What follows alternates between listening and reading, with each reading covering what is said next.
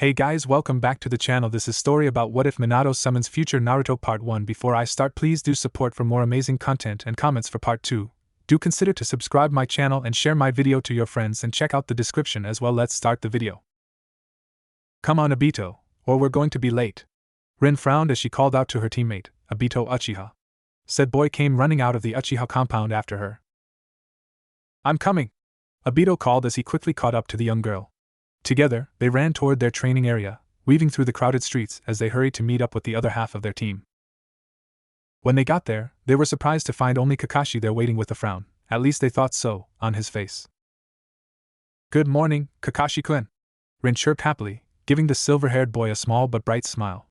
Kakashi still had the frown but nodded politely all the same, then turned away.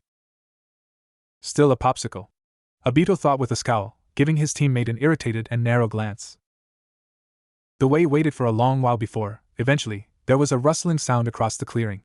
They looked up to see their sensei, Minato Namikaze, looking down at them with a smile from a few trees away.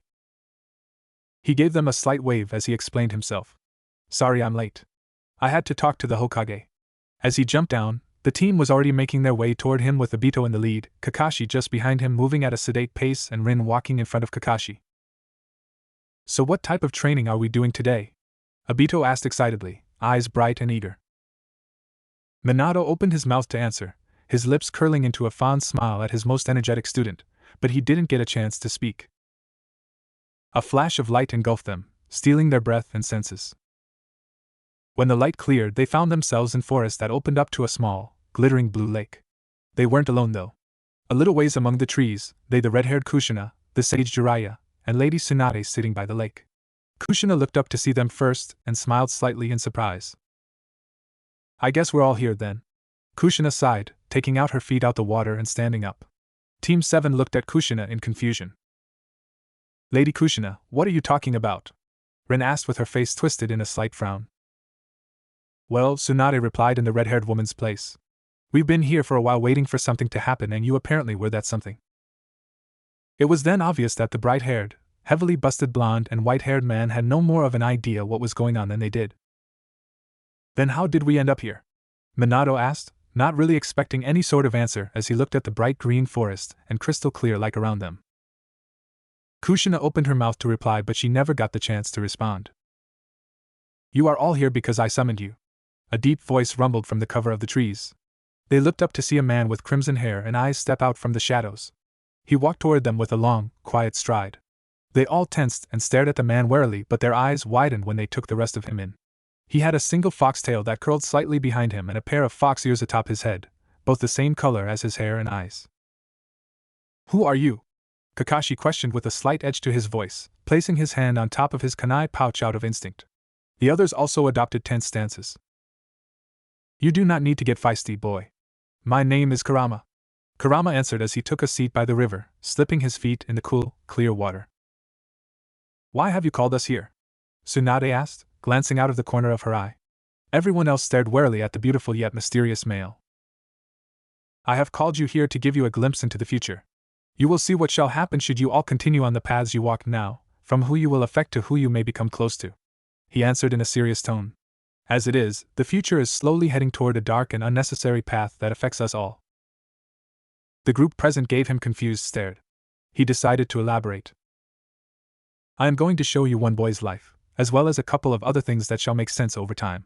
I am hoping, by my showing you the future, that you will see the changes that need to be made for all of us, myself included, to survive. He elaborated, staring them down with eyes the color of freshly spilled blood. He raised a clawed hand and it glowed an electric apple green color tinted with flecks of red. He swiped his hand across the water of the lake before them. The clear water rippled as it slowly began to turn dark and make shapes. Hesitantly, they all walked forward and surrounded the intimidating man to get a closer look. When they looked over the man's shoulder into the water, they saw a baby boy with short, tufted blonde hair wrapped loosely in a white blanket as it sat in a figure's arms. They entered the clearing from the shadows of the forest, the little baby being carried in the arms of a shadowed, masked shinobi. Is that him? Another man asked where he waited in the clearing. As the scene came into focus for everyone to see, it was Sarutobi Hiruzen, the third Hokage. Sarutobi picked up the wailing boy into his arms gently, a concerned look on his face. Hush now, Naruto, you're going to be fine. Sarutobi murmured quietly, rocking the baby to sleep. What happened to Yondaime? Sarutobi asked slowly, looking over at the ANBU who had carried the boy here. He has died, sir, one ANBU replied, his voice tinged with grief. I see. Sarutobi replied sadly, and then he looked around the almost completely destroyed outskirts of Konoha. Come, we have to do and to get the last Uzumaki checked into the hospital. Sarutobi whispered, face masked but sorrow still showing in his eyes, walking away heading towards the hospital. That can't be, it's impossible, Kushina choked out, her eyes wide as she leaned precariously closer to the water.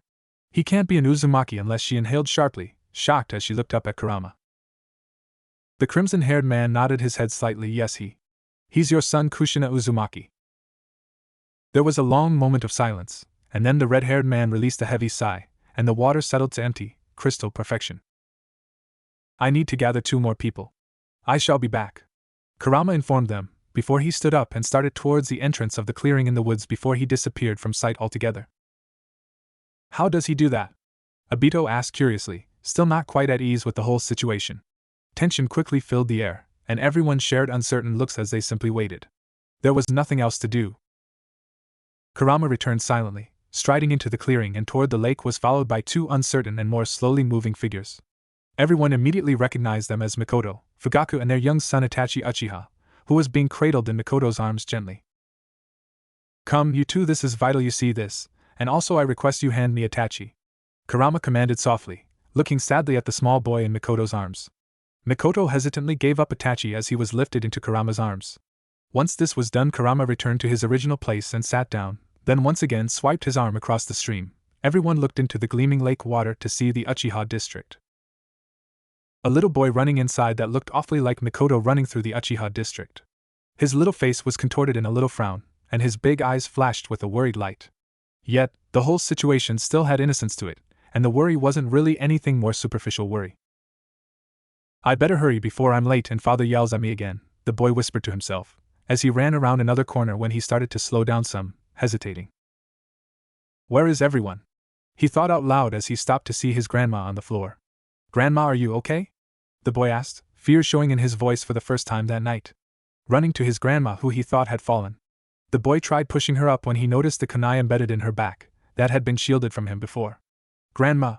He shouted, then noticing his grandfather's body in a similar manner, hidden just on the other side of a corner. He closed his eyes tightly and turned around to run all the way back home. He stumbled, eyes clouding over, and hands shaking as he took shaky breaths, running with reckless abandon. Then he stumbled upon a final building. Mother, father! He roared as he stumbled into the house, running all the way to the back room. He opened the door slowly, forever changing his life. That was how he saw his parents dead on the floor, and his father splattered in their blood sheathing his short tanto. Sasuke, his brother called his name. Why? Why Itachi? Why?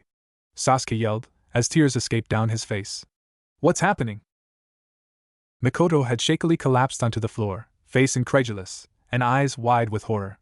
Fugaku had followed her to the floor, holding her, whispering soft comforting tones in his wife's ears as he closed his eyes to stop from showing the sorrow in his own eyes. As everyone else was staring at the sleeping form of the young child that murdered his parents in that vision before them. Foolish little brother, did you honestly expect it to outrun me? I'll let you live, but one day when you have eyes like mine. Come after me, then cling to your pathetic life and seek your vengeance. Itachi whispered, slowly blinking, and activating his Manjikyu Sharingan, the black in his eyes merging. It was only a few seconds, but after longs, pure screams were drawn from him. Sasuke eventually fainted from emotional and psychical exhaustion. He fell to the ground with a small thud, and his expression was still frozen in terror. Our little Ida-chan turns into that monster, Mikoto wailed, quickly taking Itachi from Kurama's arms and pulled him tightly to her chest. He is not truly a monster, Kurama whispered, you'll find that out in a short while. Looking at Fugaku and Mikoto sternly, and then his attention back to the stream. Now we must continue on, Kurama added, even as the expressions of those around him became less sure and more shocked by the second. Again, the water rippled before him, taking on a new form. Man, I don't get it, Naruto muttered, wrapping his arms around his knees and shaking his head. Why does everyone call me a monster? I'm not a monster. Who would call a kid a monster? Fugaku growled out, and causing everyone to look over at the usually stoic clan leader in surprise. The man was ignoring them, staring into the water with a blank face as if he'd never said anything. The blonde rose to his feet and continued down the road until he bumped into a slightly larger figure. Naruto fell to the ground, grunting softly. "Watch where you're going," Naruto shouted, glaring up at the person indignantly. It took him a second to recognize the face looking down at him, but the sneering face and dark hair gave it away. "You should watch who you're talking to, moron," Sasuke drawled, glaring down at the blonde with ice in his gaze. "These two remind me of when Obito and Kakashi used to fight, except Minato thought to himself they're both a lot colder toward each other than Obito and Kakashi were." "You're the one who bumped into me, team!" Naruto yelled as he jumped to his feet, glaring at Sasuke. "HN whatever?" Sasuke grunted before walking off toward a bridge that crossed a small creek just down the road. Naruto stared at Sasuke for a moment before he scrambled to his feet and followed after him. Sasuke noticed this after a moment, and turned to ask why the blonde was following him, giving him an icy glare at the same time. "Because I want to ask you something," Naruto replied, seeming uncertain. Sasuke sighed, then proceeded to ask the blonde what his question was. "I know you call me mean names, but you don't call me a monster like the others?" Naruto asked with slight hesitance, and a grimace at the end. "Why would anyone call that poor boy a monster to begin with is beyond me," Mikoto yelled in a shocked voice. They still did not know of the fox sealed inside the young boy, so the Satoshi was that much more appalling to them. Sasuke was surprised at this question but answered it anyway after studying him for a moment. Then his features twisted into a look of disgust. "You're just a worthless idiot," he started, his glare not losing its intensity. "You're nothing like a monster." His glaze dulled and turned far away as if remembering something. "Oh Sasuke." Mikoto choked out softly, holding Itachi tightly, as Fugaku let an arm circle around them both, though the Uchiha clan head's face was still blank and speculating. Naruto looked outraged for a moment at being called an idiot, but he fumbled when he heard the last part. "I see, thank you for not calling me a monster," Naruto said, his face slipping into an uncertain, hopeful look as he turned away. "Naruto," Sasuke called, using his name for the first time. Naruto turned around immediately to look at the other boy. "Yeah?" "Don't assume everyone thinks of you the same way," Sasuke grunted with a blank face. Naruto looked at him in shock but smiled nonetheless. "I guess you're right, Tim." Sasuke returned the blonde's smile with a superior half-smirk/smile of his own. Naruto noticed this was the first time he ever saw the raven-haired boy smile, even if it was closer to a smirk than Naruto's own blinding grin. Kurama stopped the memory right there to look at everyone who had drifted closer the longer they sat and watched. "You may notice in the next couple of scenes something has caused your sons to drift apart," he told them finally, looking at Kushina and the Uchiha couple with an unforgiving gaze. "Why? They seem like good friends to far," Obito pointed out, blinking at the scarlet-haired man and his teams in confusion. "It's probably because they're going to be entering the academy," Kakashi supplied dryly. This caused everyone to look at him since the teen hadn't said a single word since the beginning. His gaze was still on the water and his expression thoughtful, though it was obvious he was still skeptical. "Come on, it is time to begin the next scene," Kurama interrupted as he let a hand drift over the water again. Everyone returned their attention back to the pond, where the next scene seemed to be in a classroom at the academy. "Everyone line up! It's time for the final exam," a man called. He had his hair pulled back into a ponytail and a chunin vest on. They saw a blonde girl and a girl with vibrantly pink hair ogling Sasuke. A boy with a dog on his head was standing next to him, and behind them a boy who looked like had just woke up from a nap, and a boy munching steadily on some chips. Naruto was next, and following after him was a boy wearing a long jacket with a pair of glasses and a girl who looked like a Hyuga, who was staring at Naruto with a blush on her cheeks. "The blonde girl kind of reminds me of Inoichi," Minato murmured without taking his eyes from the scene. Everyone nodded their heads in agreement. The girl went up and performed the clone jutsu perfectly, as did the pink-haired girl. Next up was Sasuke, who sighed as the girl started to squeal when he performed the jutsu flawlessly. Dog Boy went next, stretching his jaws in a wide grin that stretched the marks on his cheeks.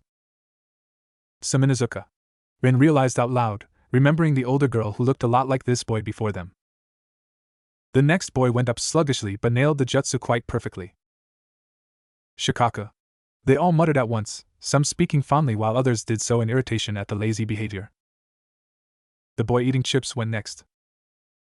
"Chuza," Obito muttered tremulously, shivering and remembering the time when he had called the man fat and was chased all around the Leaf Village that day because of it. Oh man, Naruto's next. That blonde girl said, scoffing slightly. We always have to pay for his mistakes. The pink-haired girl grumbled as they both glared at the boy in question. Shut up. Naruto mumbled as he made his way over to the front. Gee, good luck, and Naruto. The timid Hyuga managed to choke out, all without looking at him. Naruto looked over at her and smiled. Thanks, Hinata, he said, oblivious as he caused the girl to flush red. I smell young love in the air, Kushina sang as she looked over Hinata, nodding in approval. Naruto stood in front of the classroom and began performing the jutsu. When he was done, everyone looked down at the ground and began to laugh at the pathetic clone that looked like it had a deadly illness and was melting. The teacher looked at the young blonde in irritation. Naruto fail, he grunted. Naruto looked up at him in despair. Oh, Naruto, just stay strong. Then you'll be able to control some of your chakra, Kushina murmured, watching worriedly as her son slumped over. Her eyes glistened with grief. Naruto walked back into line and fought back tears that threatened to fall. All around him, students chatted loudly as they congratulated one another on becoming genin. No one even looked at Naruto, except the Hyuga heiress, who was standing uncertainly by her desk. The scene changed to when they were outside and everyone was wearing their new headbands except Naruto, who sat on the swing looking at the others sadly. Why does Iruka-sensei push me so hard? Naruto asked himself quietly. That's because he wishes for you to be strong, Naruto, a voice said, making the boy turn around to look. It was a man with pale white hair and mysterious glow around him. He was also wearing a Chunin's uniform. Mizuki-sensei, Naruto said, blinking. I think I can tell you a way to pass the exam, Naruto, Mizuki said. Really? Naruto half shouted, though he was trying to stay quiet. Mizuki nodded his head and looked around before leaning down to whisper something in his ear. Why do I have a bad feeling about this? Tsunade sighed, causing everyone to look over at her. The scene once again changed to where they all saw Sarutobi seated and drinking some tea. Hokage-sama, there is a problem, an Anbu said quietly as he appeared at the old man's side. What happened? He asked while glancing at the Anbu. Naruto seems to have stolen the forbidden scroll. The Anbu told him, and Sarutobi looked at him in surprise. Tell all the Jounin to spread out and search for him, Sarutobi ordered urgently, shaking his head and rubbing at his forehead. Right away, Hokage-sama, the Anbu replied, turning away. And tell everyone to bring me Naruto back unharmed, Sarutobi said, his voice cold, and with the threat the Anbu disappeared. The Sandaime looked over at a picture hanging on the wall in the shadows, of whose face they couldn't see. What should I do with your son, Yondaime? Sarutobi asked as he smiled sadly to himself. The boy's a walking trouble magnet. The scene faded into black and then opened onto a new scene, darker and in a secluded forest. The first thing to be seen was Naruto looking through the forbidden scroll. Naruto. A voice growled behind him and the boy turned, blinking. What were you thinking when you stole the forbidden scroll? Iruka asked, coming from behind his student and startling Naruto slightly. The boy rubbed the back of his head sheepishly. Everyone looked in surprise at the appearance of the Chunin Academy teacher. How did he manage to find the kids so quickly? Jiraiya asked.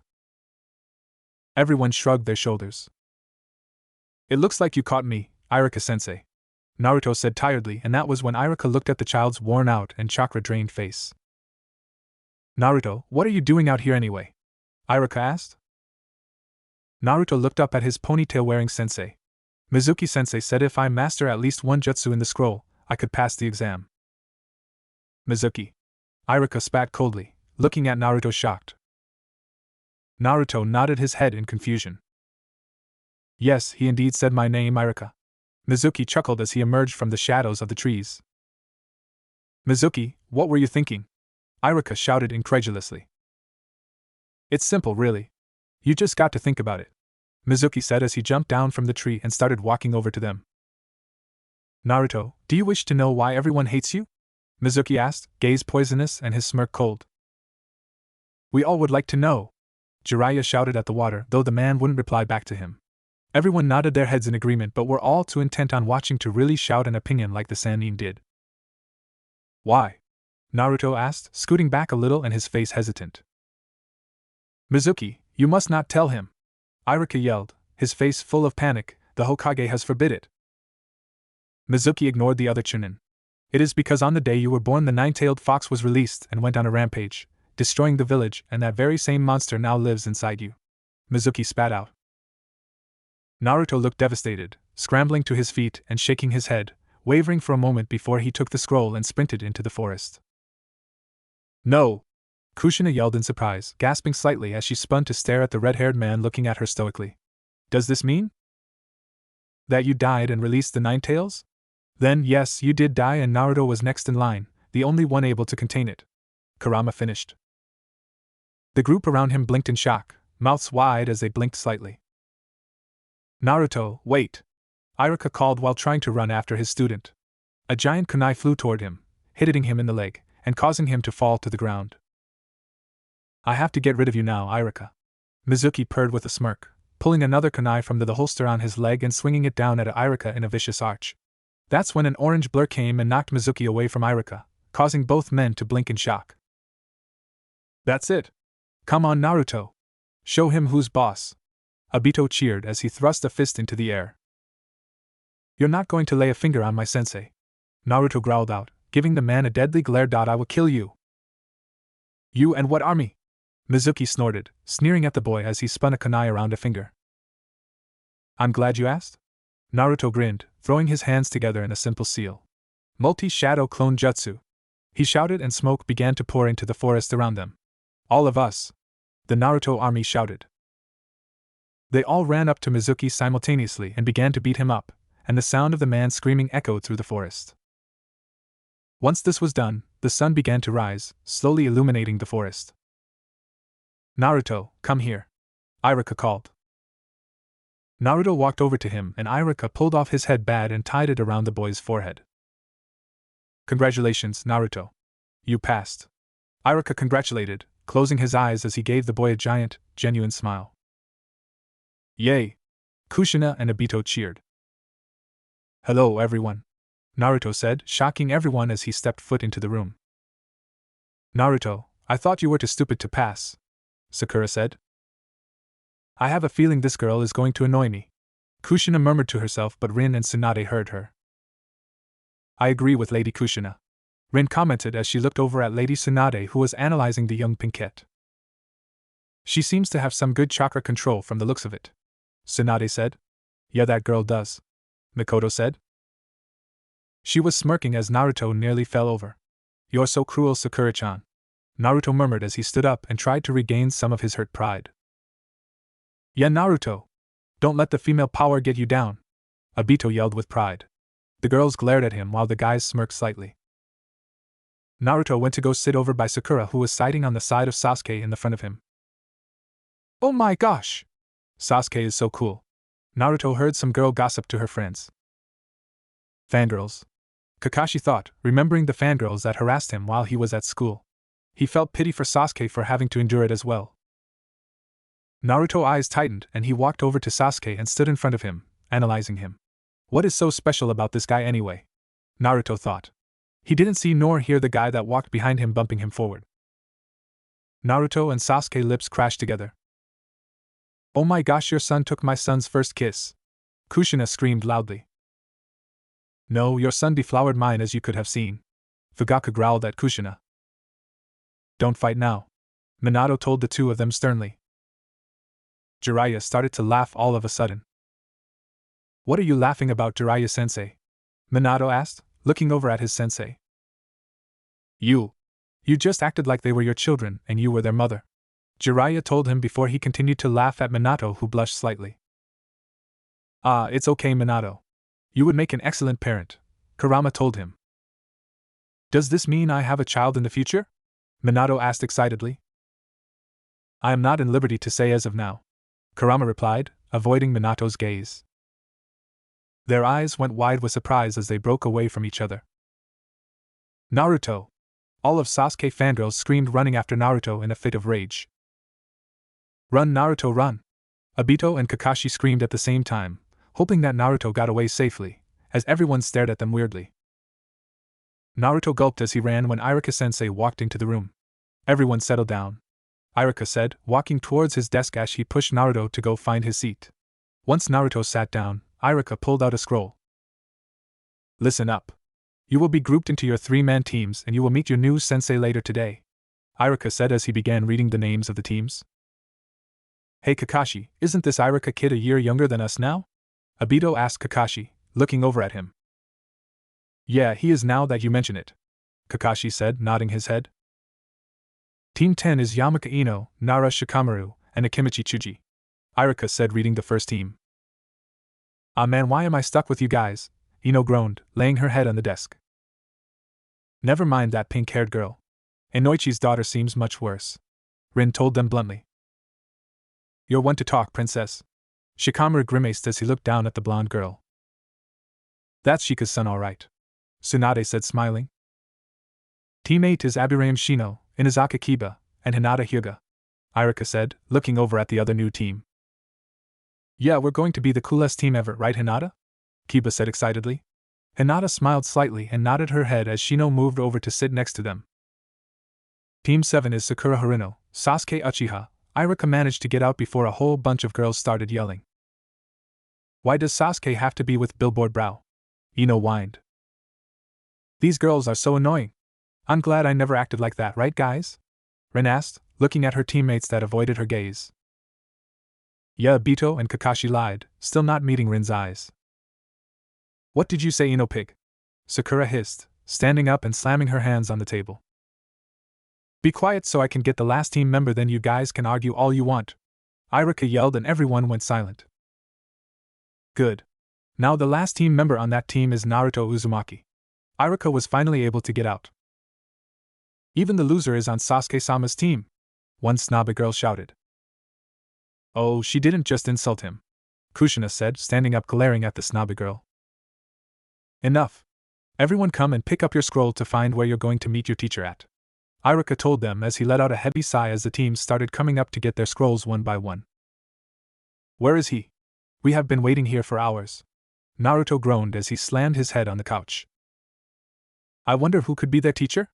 Kakashi asked, looking at the others who simply shrugged their shoulders. Yeah, they've been there for the longest time now, Obito said. For once, I agree with you, Naruto. This guy is taking way too long, Sakura commented. That's when the door opened.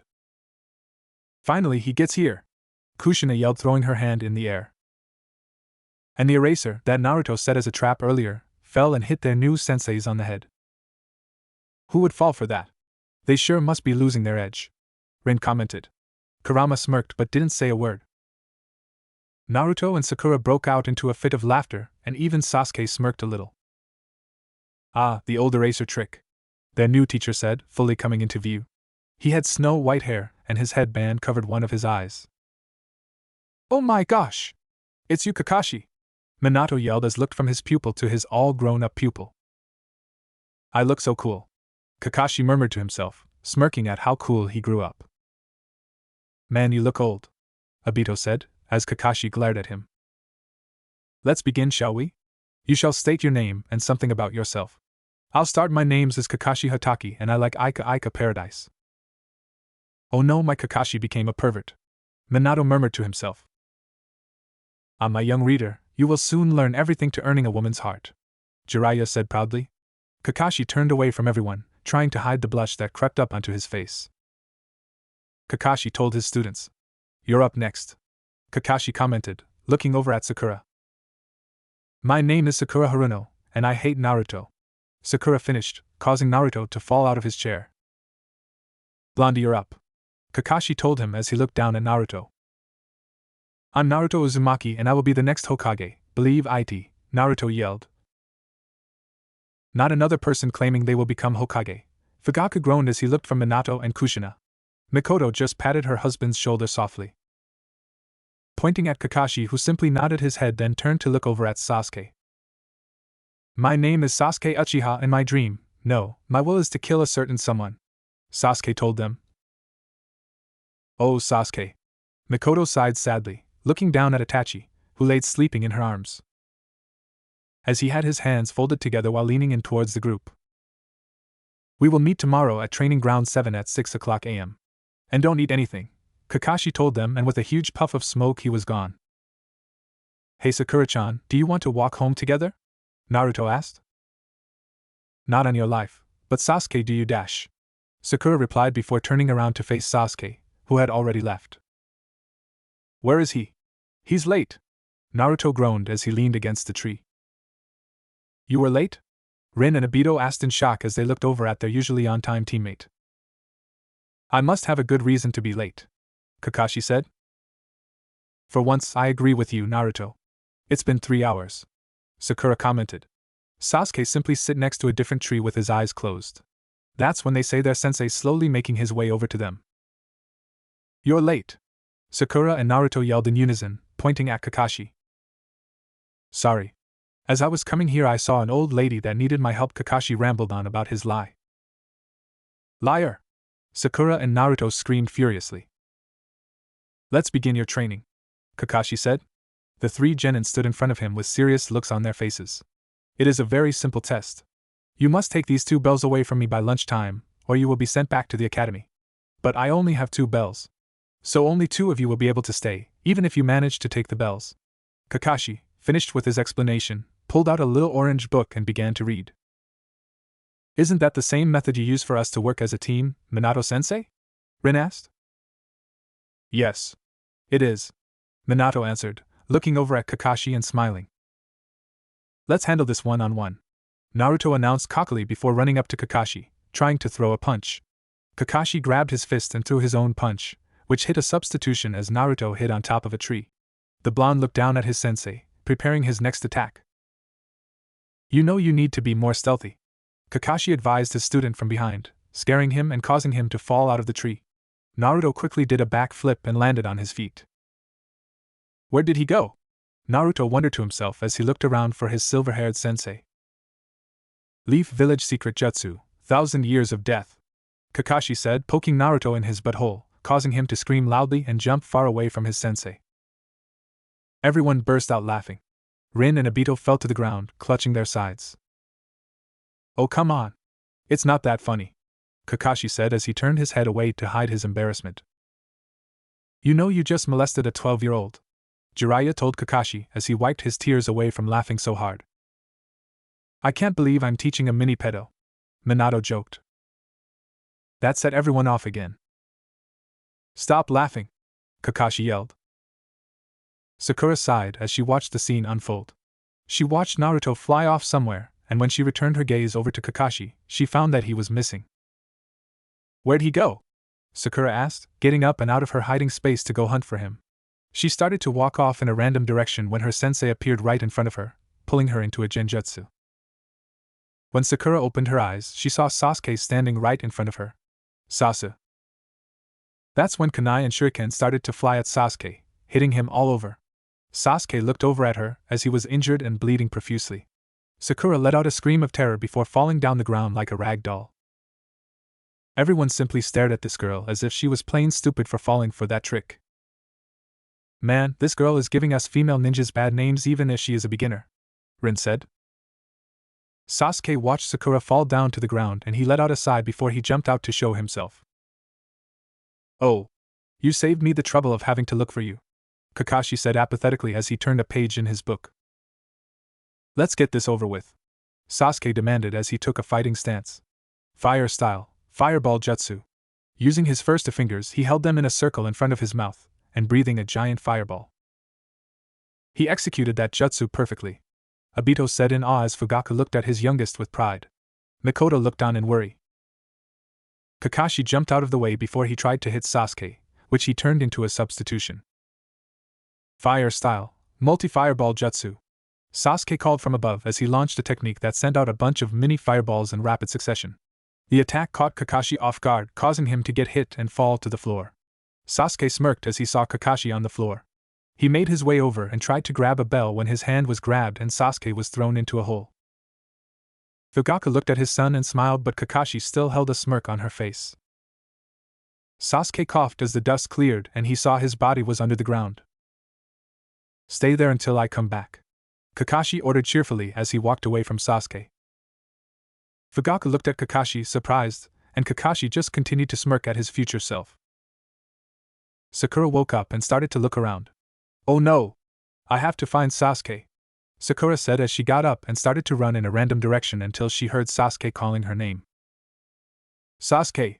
Sakura gasped, turning around excitedly as she looked down just to see Sasuke's head sticking out of the ground. She screamed in horror before fainting again. Completely useless, Sasuke murmured as he watched her faint. I agree, Rin agreed as she shook her head at the girl. Naruto was wondering by the 3 poles where he saw the 4 lunches. I bet if I eat one, I will gain my energy to eat a bell, Naruto told himself as he grabbed a lunch boxes and was about to eat it when he looked up to see Kakashi. He let out a scream. Kakashi tied him to a pole before going to get Sasuke and Sakura. I might not send you guys back to the academy after all, Kakashi told them. Really? All I did was run and faint. You give points for that? Sakura asked. Alright, Naruto yelled from he was tied up at. I think I'm going to drop all 3 of you guys from the program immediately, Kakashi informed them with a smile on his face. Kakashi, that's so cruel, Kushina told him. Hey! Don't go blaming me from them being stupid, Kakashi yelled at her. Stop yelling. We're trying to watch, Tsunade growled at them. Their faces all turned devastated. You can't do that. You can't just change your mind about sending us back to the academy. Why would you do that? Naruto yelled in protest. Because you don't think like ninjas. You think like little kids, like brats, Kakashi stated simply. Sasuke got mad and ran at Kakashi, who flipped him over and slammed into the ground, pinning him with a knee in the middle of the preteen's back. You think it's all a game, Kakashi continued while Sasuke continued to struggle. Let go of Sasuke. You can't hold him down like some type of bug, Sakura yelled. That girl is so annoying, Rin hissed. You don't know what it means to be a ninja. You think it's a game? Kakashi asked. Why do you think we put you on squads? Did you ever consider that for one moment? What do you mean? Sakura questioned. I mean you never realized what this exercise was about. Not even close, Kakashi stated. You've gotten way too serious about your job, Kakashi, Obito told him. What's it about? Naruto asked in confusion. It determines whether you pass or fail. But that's what I wanted to ask in the beginning, Sakura said slowly. Wow, were we really like that, Minato-sensei? Obito asked. Minato nodded his head and all his students seemed to get a little depressed. Use your head. 3 people on the squad. Why do you think they do that? Kakashi quizzed them with frustration clear in his voice. Arg. How are we supposed to know why you pick 3 people? We didn't make up the rules, Naruto yelled, wanting to pull at his hair. It's so basic. Kakashi finally resorted to yelling. Teamwork. They all looked at him, shocked. To work together, that's what you mean, Sakura restated. Didn't he just say that? Rin sighed. That's what I meant. Too late now, though. If all 3 of you had come at me, you might have been able to take them. Well, anyways, it's over, Kakashi finalized. Wait a minute, Sakura suddenly said. You set it up with 3 people but only 2 bells. If we worked together, only 2 of us would have gotten the bells, which would have led to group conflict and the squad would break up. Exactly. I purposely pinned you against one another, Kakashi told them. They all looked at him in confusion. I wanted to see if you could overcome that and put the squad ahead of yourselves. A genin should have a natural feel for teamwork, but it never even crossed your mind. Sakura, you obsessed about Sasuke the whole time instead of helping Naruto, who was right in front of you. I'm glad I wasn't so obsessive, Rin sniffed with a hair flip. Kakashi and Obito chuckled uneasily. Naruto, you do everything rashly and by yourself, everything. So harsh, Obito commented. And you, Sasuke? You thought the others were so far beneath you that they were worthless. Your arrogance will get you killed one day. Ninjas are in squads because it is better to face enemies with teammates who have your book than to be stupid and face them alone and get killed. Yes, their individual skills are valued, but when you put a team together whose skills complement each other, then you have a force to be reckoned with. Every shinobi understands this. When people put themselves above the squad, it can lead to failure or death, Kakashi said as he pulled out a kunai from his pouch. For example, Sakura, kill Naruto now or Sasuke dies. Kakashi! Everyone yelled as they glared at the white-haired teen. What are you blaming me for? I haven't done it yet, Kakashi yelled back. Sakura looked at him with her eyes wide and mouth to the ground. Naruto started rapidly looking back and forth between Sakura and Kakashi. That is what happens when on a mission, Kakashi explained, removing his kunai. Sasuke looked rather relieved when he moved the kunai. That was really scary. Sakura gulped. Naruto let out a sigh of relief. The enemy takes a hostage and gives you an ultimatum. Someone could end up dead. Kakashi was dead serious as he spun a kunai around his finger before putting it away for good. On every mission your life is on the line. Kakashi got off of Sasuke and started to walk away. Did you ever look at the stone and see the names engraved on it? They're all ninja who are honored as heroes in our village. Kakashi said, seemingly there but not. That's it. I know now. I've decided I'm going to have my name engraved on that stone. I'm not going to live and die for nothing like a dog. I'm going to be a hero, Naruto shouted. They're a special kind of hero. Huh? What kind of heroes are they? Come on, tell us. Well, Naruto asked. They're all Kia. That sounds really cool. Everyone looked at Kushina in wonder. It means killed in action, Sakura deadpanned. They're all dead. Naruto's eyes widened in shock and he looked away in shame. This is a memorial stone. Kakashi's voice took on a melancholy tone. My closest friends, comrades, and even my sensei's names are engraved here. Wait. So he died? Rin cried in shock. Obito looked down at the ground with a blank look on his face. Minato looked over to Kakashi, who didn't say a word. All right. I'm going to give you all one more chance, but I'm going to make it harder on you. You will have 3 hours to get a bell. Eat lunch now to gain some strength, but do not give Naruto any. It is his punishment for breaking rules and trying to eat by yourself, and, if anyone tries to feed him, that person will immediately fail. Kakashi told them. Naruto groaned in protest. I make the rules and you get to follow them. Got it? Good. Kakashi disappeared with a small poof of smoke. Sasuke and Sakura began eating quietly when Naruto's stomach rumbled loudly. Sasuke held his lunch out to Naruto. No, Sasuke, if you do that you'll fail. Sakura gasped. Kakashi's gone and we need to get those bells as a team. If Naruto's hungry, he'll be even weaker than usual and that will hurt the time, which jeopardizes the mission. Sasuke explained in a bored tone. Mikoto was proud that her son was willing to be sent back to help out a friend. Sakura sighed as she went over to Naruto and gave him some of her lunch. Kakashi suddenly appeared along with a harsh wind. You broke the rules. He intoned with a scary look on his face. I hope you're ready for the punishment. Unknown to them, Kakashi started a jutsu which made thunderclouds appear and lightning strike behind him. Any last words? We're all in this together, Sasuke said. Yeah. We're all in this together. Sakura yelled with determination though her body was shaking like a leaf in the wind. Yeah, that's right. Believe it, Naruto stated proudly.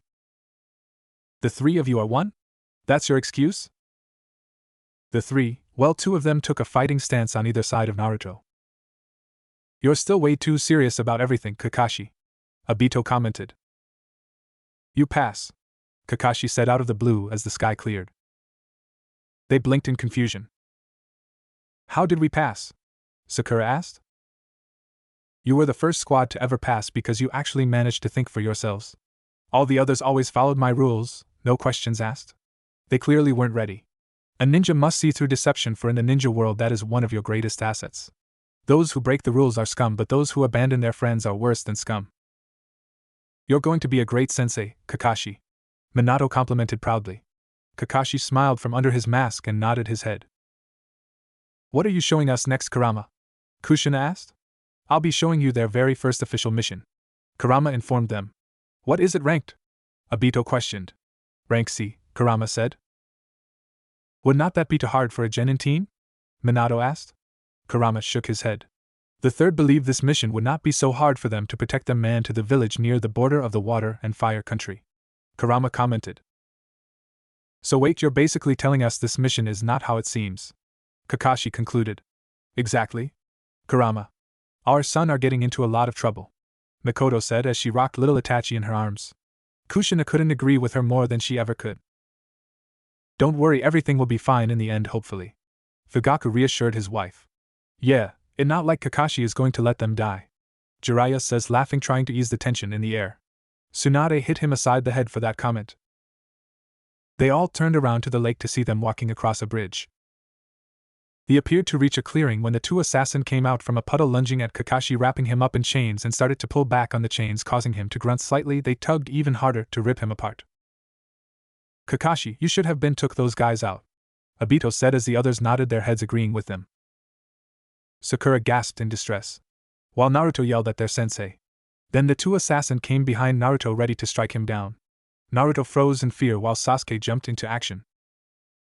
Obito shuddered. He remembered his first real mission and he froze up at the start of the battle.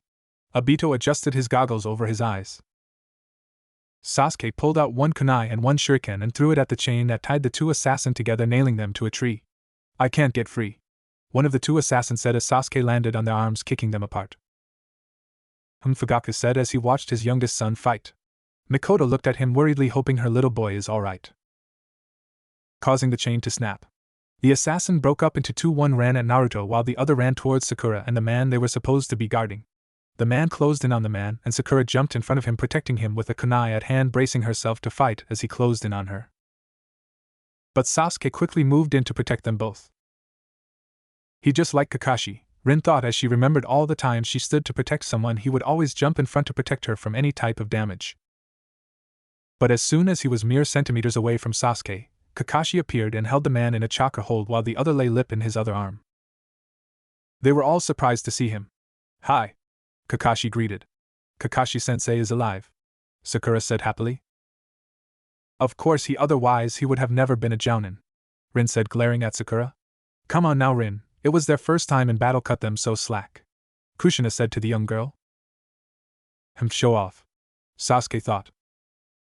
Everyone started to burst out into laughter beside Kakashi, as his ears flamed red in embarrassment. As Naruto looked at Kakashi shocked, he looked over to see Long's where he thought Kakashi-sensei had been torn to shreds. Kakashi then noticed that Naruto had a cut on his hand. "I didn't mean for you to get hurt, I just didn't know you would freeze up like that," Kakashi said before he started to walk away, heading towards the other. "Very good, Sasuke, very smooth, you to Sakura," Kakashi commented.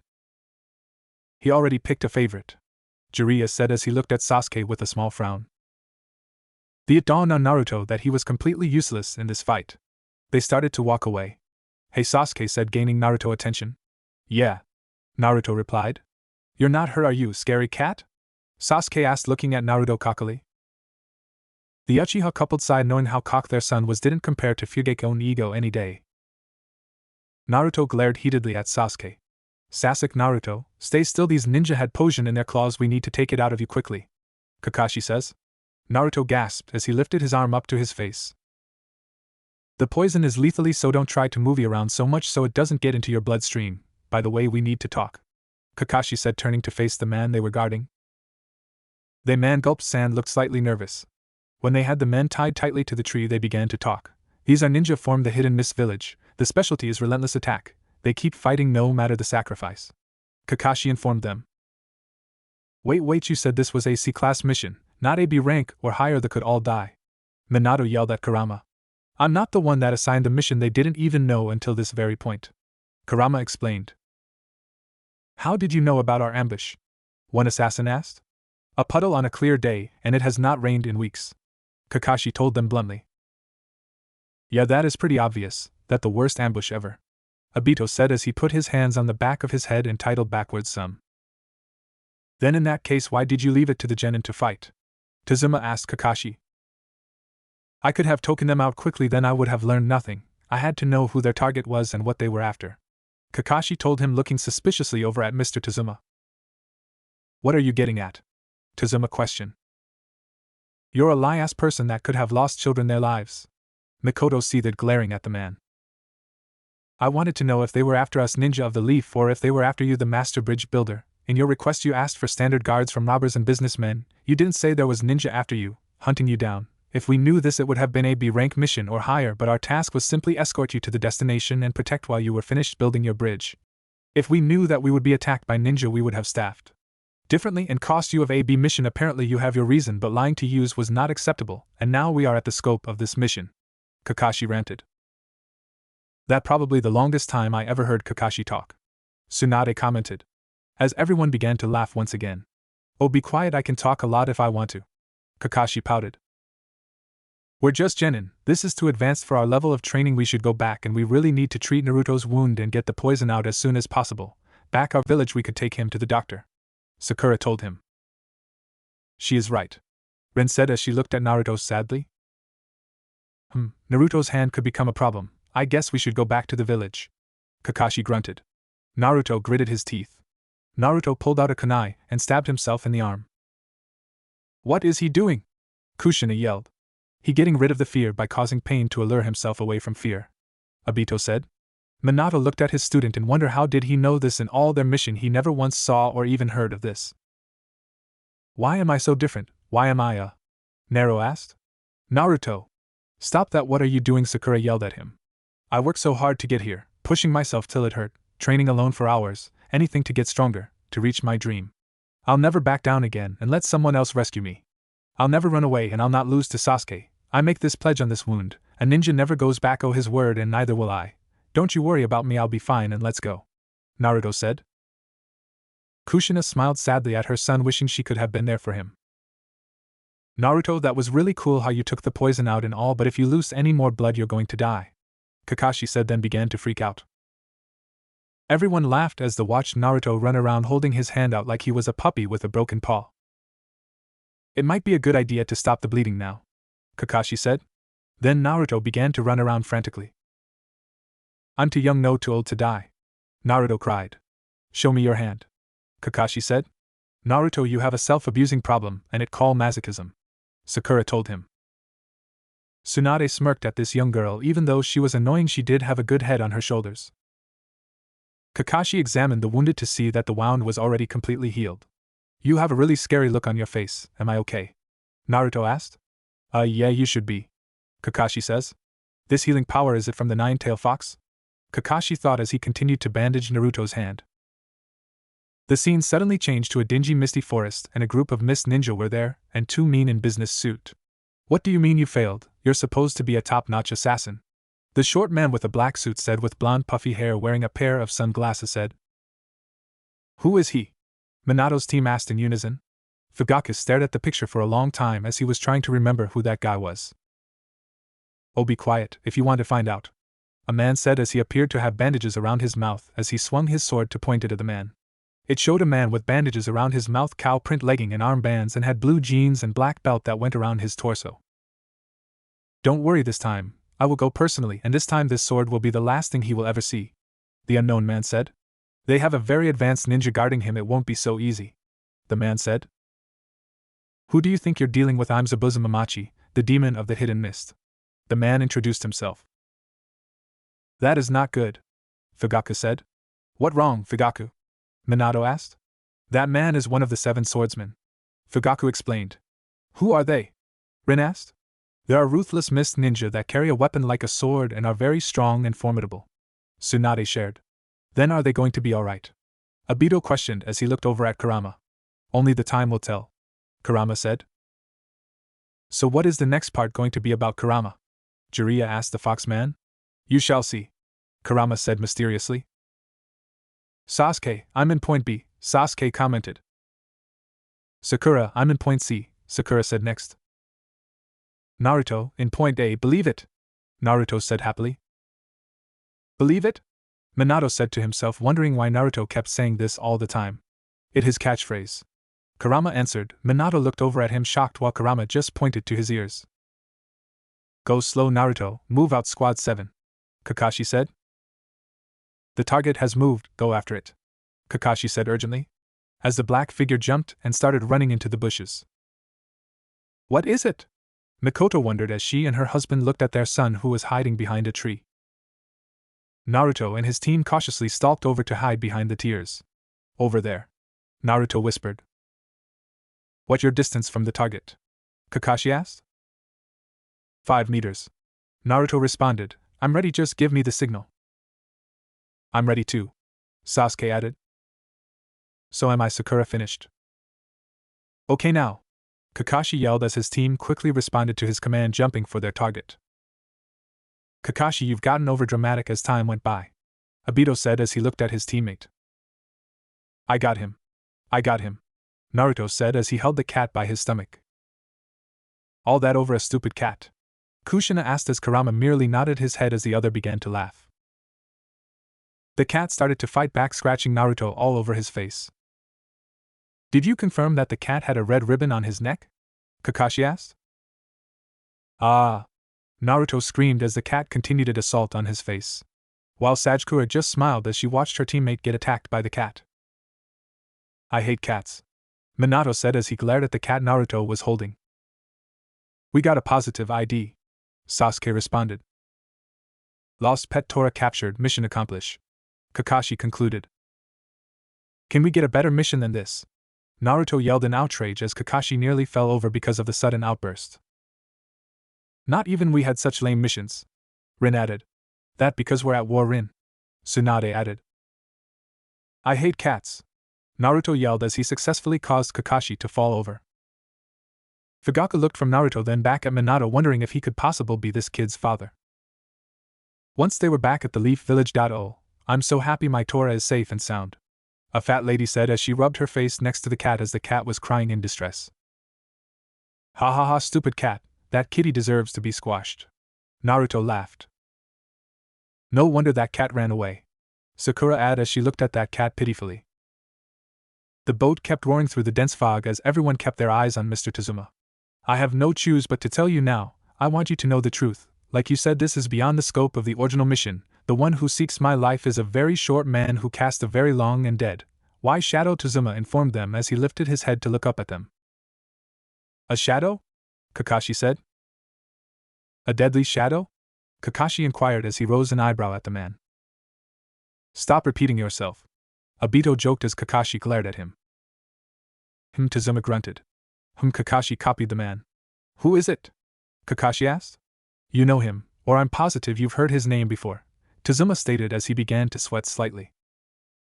He is one of the wealthiest men in the world, the shipping magnate Gato, Tazuma finished as Kakashi's eye widened in surprise.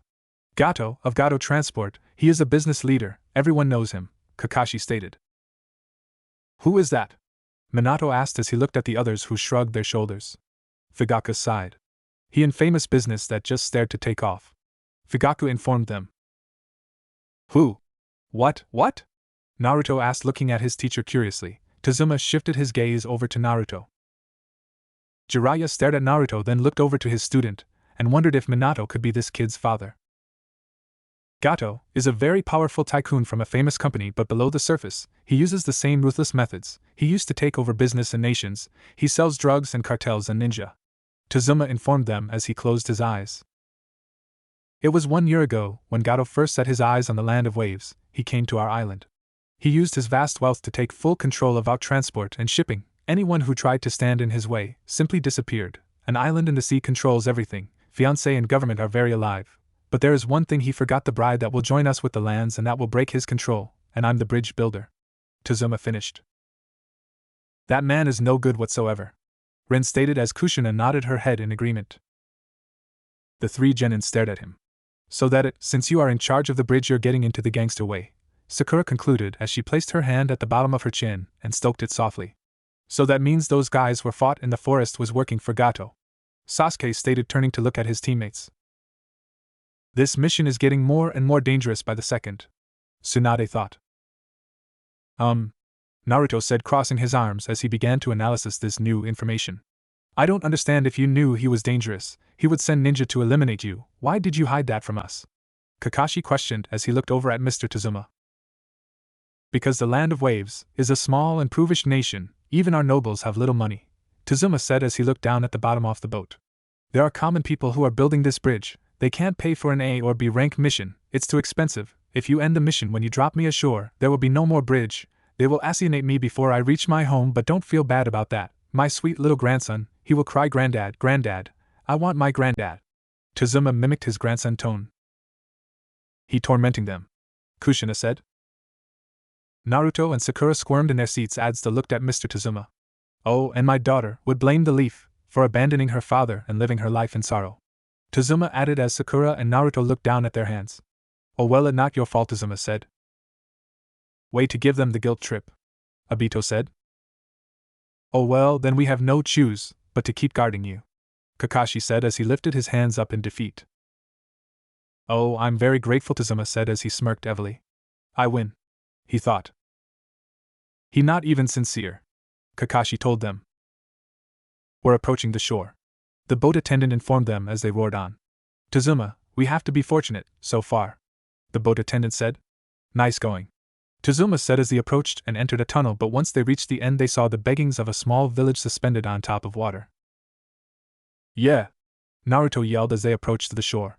Once they docked, Tazuma and Team 7 got off the boat. This is as far as I go, good luck, the boat attendant said. Right, thank you for taking such a risk, Tazuma responded as he nodded his head at the other man.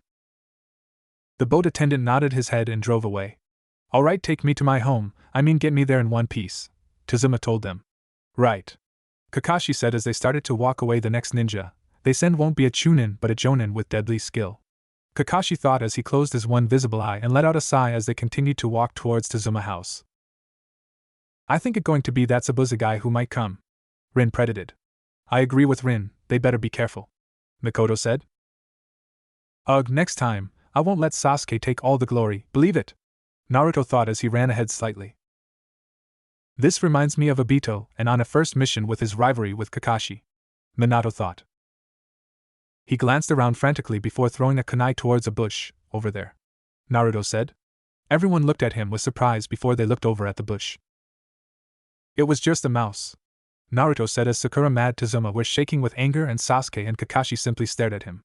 Mouse, yeah right, everyone could see through your stupid act at embracing, Sakura yelled, jabbing her finger towards him. Naruto, those are kunai knives, those are very dangerous, Kakashi told him. Humph, Sasuke snorted. I think he knows that, Kakashi, Kushina told him. Stop trying to scare me, you scruffy old dwarf, Tazuma yelled at Naruto, shaking with visible anger. Stop yelling at my son, Kushina yelled at Tazuma. Hey, is someone over there or is it over there, huh? Naruto said as he pulled out another kunai and threw it.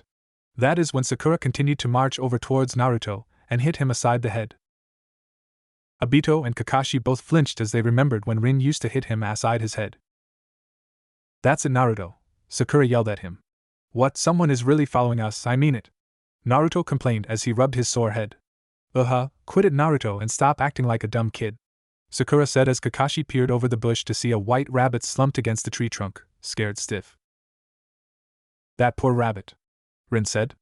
Obito nodded his head in agreement, while all of the adults there stared at the rabbit in wonder. Sakura walked over to him and saw the rabbit, then turned to glare over at Naruto. Naruto, look what you did, Sakura yelled at him. Naruto walked over and saw the rabbit. Ah, rabbit, Naruto said as he ran over and picked it up. I'm sorry, little rabbit, I'm sorry, Naruto repeated as he rubbed his face against the rabbit. All this fuss over a rodent. Tazuma grunted. Everyone but Kakashi stared at Naruto. Apologized to the rabbit. Kakashi did a double take of the rabbit. That is a snow rabbit, but the color, it only has white fur during winter when the days are short and have little sunlight. This rabbit was raised indoors away from the light. It could only be for one purpose, a replacement, touching, Kakashi thought as he glanced back at his team. Naruto continued to cuddle against the rabbit. So they're already here, Kakashi thought as he glanced around subtly. Kakashi's thoughts confirmed the adults' assumptions about the rabbit. As a figure hid in the trees staring down at them. No wonder why the demon brothers failed. It the copy ninja from the hidden village in the leaves, Kakashi Hatake with the Sharingan. Sharingan. Obito voice echoed as he touched his Google-covered eyes, then looked over at Kakashi and gripped his pants tightly. How did I get the Sharingan? Kakashi asked Kurama. He looked over at Obito. Before he died he gave you his right Sharingan eye, which Rin put in yours since you lost one of your eyes, Kurama told him. Kakashi opened and closed his mouth as he looked over at Obito, who continued to stare at his hands. Zabuza said as he gripped his sword. Look out! Kakashi yelled as a sword was thrown their way, and they all hit the deck, allowing the sword to get stuck in the tree. Then soon after, Zabuza appeared on top of the sword. Zabuza looked down at them.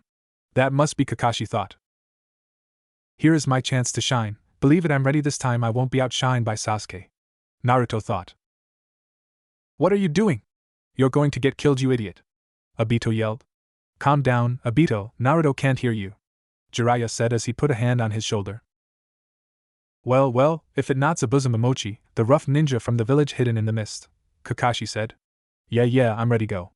Naruto said, walking towards Zabuza, but Kakashi stopped him. Kushina let out a sigh in relief as she looked over at Kakashi gratefully. You're in the way, get back, Kakashi said. Why? Naruto asked. Because he not like ninja, he is in a whole other league. If he's our opponent, I will need this, Kakashi said as he lifted his hand to his headband. My Sharingan, so I did get it. Obito murmured to himself as he stared at future Kakashi. Everyone looked at him in shock. Kakashi of the Sharingan Eye, Zabuza said. Did I get that right, huh? Sasuke thought. Sasu-chan. Mikoto looked at her oldest son in her arms, then back at her future youngest one. Fugaki noticed this and placed a hand on her shoulder, comforting her. Well, that too bad, you will have to hand over that old man, Zabuza said. As the two Jonin held a standoff with one another. Sharingan? What is that? Naruto thought. What are they talking about? Does he have some type of special power? Sakura thought. Sharingan, Tazuma pondered. Now quick, Manji formation and stay out of this fight, Kakashi ordered his team. They all looked at him surprised. I taught you teamwork, it's time to use it. Kakashi up his headband to reveal a scare that stretched from the bottom of his eyebrow and ended to the start of the mask, and his eye held the basic Sharingan eye. Kakashi stared at his future self in awe. Obito and Rin looked surprised. Minato kept looking from his young pupil to his future self, and wondered what would happen next. I'm ready, Kakashi said as he took a fighting stance. His eye, what's is that? Naruto thought as he looked over to his sensei. Well, it seems I will get to see the Sharingan in action, Zabuza said as he was smirking underneath the bandages. What is with the bandages over his mouth? Tsunade wondered. What's with everyone, they keep saying Sharingan, Sharingan, what is a Sharingan is? Naruto questioned. Sharingan is a rare power that resides in the eyes. The user of this jutsu or dujutsu, it can see and comprehend any ninjutsu, genjutsu and taijutsu, and reflected that attack on the attacker. Sharingan is a rare form of dujutsu, however there is more to the Sharingan than that, a lot more. Sasuke informed his teammates, as Naruto gave him a sideways glance. He's so bright, Mikoto said, praising her son as Itachi just awoken from his nap and sat up quietly and gazed at his younger brother and let out a happy giggle, causing everyone to smile. You got it right, boy, but you only scratched the surface. Sharingan can analyze and copy the jutsu to the smallest detail, Zabuza said as mist began to rise around them. As for you, Jonin, as a nation of the hidden mist, we were ordered to annihilate you on sight. Your profile is in our bingo book. It called you the man that copied 1,000 jutsu. Kakashi the copy ninja, Zabuza said. Not true. If he trained his Sharingan well enough, he could be able to see even through the mist, Fugaku said, looking over at Obito. What, Kakashi-sensei is a famous ninja? Sakura thought as she looked over at Kakashi. Wow, that's so cool, Naruto said. Wait a minute, Sharingan is a rare trait that only presents itself in a few members of my clan. Sasuke thought as he stared at Kakashi. I got it from a friend, Kakashi said, looking over at Obito, smiling at him slightly. Thanks, Kakashi, Obito replied. Could he be? Sasuke thought as Zabuza got into a fighting stance. Who is he talking about? The two Sannin thought as they looked at the young Uchiha. Enough talking, I need to exterminate the old man now, Zabuza growled as the genin surrounding Mr. Tazuma to protect him from any harm. Zabuza growled at them from the top of the tree. I see, I will have to exterminate you first, so be it, Zabuza said as he flashed out himself over to the small river with his sword at hand. He is over there, Naruto yelled, causing his teammates to glance over where Zabuza was. Then his remaining hand to start making hand signs as he held his hand near his mouth and lifted one leg in the air while maintaining a perfect balance. One hand signs, Kushina yelled in surprise. That was certainly unexpected, Jiraiya agreed. He building a huge amount of chakra, Kakashi thought as he stared at Zabuza. Ninja art hidden mist jutsu, Zabuza said as a dense and thick fog wrapped around them. He vanished, Naruto said. Sensei? Sakura called out as he stood in front of them. He will come after me first, Kakashi stated. But who is he? Sakura asked. He is Zabuza Momochi. He is from the assassination group from the Hidden Mist. He mastered the silent killing technique, Kakashi informed. That must be something new, cause I never heard of it, Tsunade said. Silent killing technique, Naruto repeated. As the name suggests, it happens in an instant. It happened without a sound or a warning of any kind. It's so fast you will pass from this life without ever noticing what happened, but the Sharingan can't fully neutralize it, so don't lower your guard, Kakashi said as the genin looked lightly frightened. Don't worry, Kakashi will protect you, Minato said, smiling at Kakashi, who turned away from him, refusing to meet his eye. But if we fail, we would only lose our lives. Kakashi finished. Kakashi! Who could you say that? Rin yelled at him as she gave him a steady glare. How could you say that? Sakura yelled at Kakashi. They're so alike. Obito thought as he looked at Sakura. The mist is getting thicker and thicker, Naruto stated as he broke out into a cold sweat. The land of waves is surrounded by ocean, so ever slowly to mist are always present. Tazuma informed them as Kakashi began to fade into the mist. They all stood in their position. 8 points. Zabuza's voice echoed the mist. What was that? Sakura questioned, startled. The Zabuza's voice then began to list off the internal organs that were fatal points. Now which shall be my killing point? Zabuza asked Kakashi as he released a wave of chakra so his team was able to see him. And why haven't you gotten powerful? Minato thought as he looked at his student. What an intense thirst of blood, and the slightest movement of the eyes means swift death. Sasuke thought as he began to shake slightly and started to sweat as well. The clash of two jonin with the intent to kill. I never felt something so chilling. I would take my own life. No, I can't bear it. Sasuke thought as he gripped tightly onto the kunai and slowly began to turn it towards himself. Fugaku stared at his youngest son in wonder before he looked at Itachi, who noticed this and looked toward his father. Sasuke snapped his head up, looking at his sensei, startled. Calm down, I'll protect you with my life. All of you, I will not allow my comments. You die, trust me. Kakashi said, shooting as smiled their way. Kakashi, you grew up to be a great man, Kushina told him as he began to blush slightly. I would not be so sure, Zabuza said as he stood in between Team 7 and Mr. Tazuma. But Kakashi lunged, swiftly stabbing the man in the chest as his team ducked down, but the figure dissolved like water, and the real Zabuza appeared behind him and sliced at Kakashi, which has proved to be a water clone. The water clone jutsu, Zabuza said as his eyes widened slightly. It can't be, even in the mist he saw through the illusion, Zabuza said as he stood erected. As he felt a presence behind him. Don't move, Kakashi said as he stood behind him with a kunai near Zabuza's neck. They stood there as the fallen genin stared at them before slowly rising. Stay on your toes, Kakashi, Minato said. You're finished, Kakashi stated. All right, Naruto yelled excitedly as Sakura began to laugh uneasily and Sasuke simply stared. Suddenly Zabuza began to let out a low chuckle. Huh, Kakashi said as he tightened his grip on his kunai. Finished? Don't get it, do you? Your technique is just some cheap imitation. I could never be defeated by some copycat ninja like you, Zabuza stated as Kakashi groaned in frustration as Zabuza began to laugh once again. Kakashi glared at Zabuza. You are full of surprises, though. You copied my water clone jutsu even when you were doing your little speech, Zabuza said. Very skillfully executed. You made your clone say those words to draw my attention, while you hid in the mist waiting for me to make my move, Zabuza said as he glared at Kakashi through the side of his eye.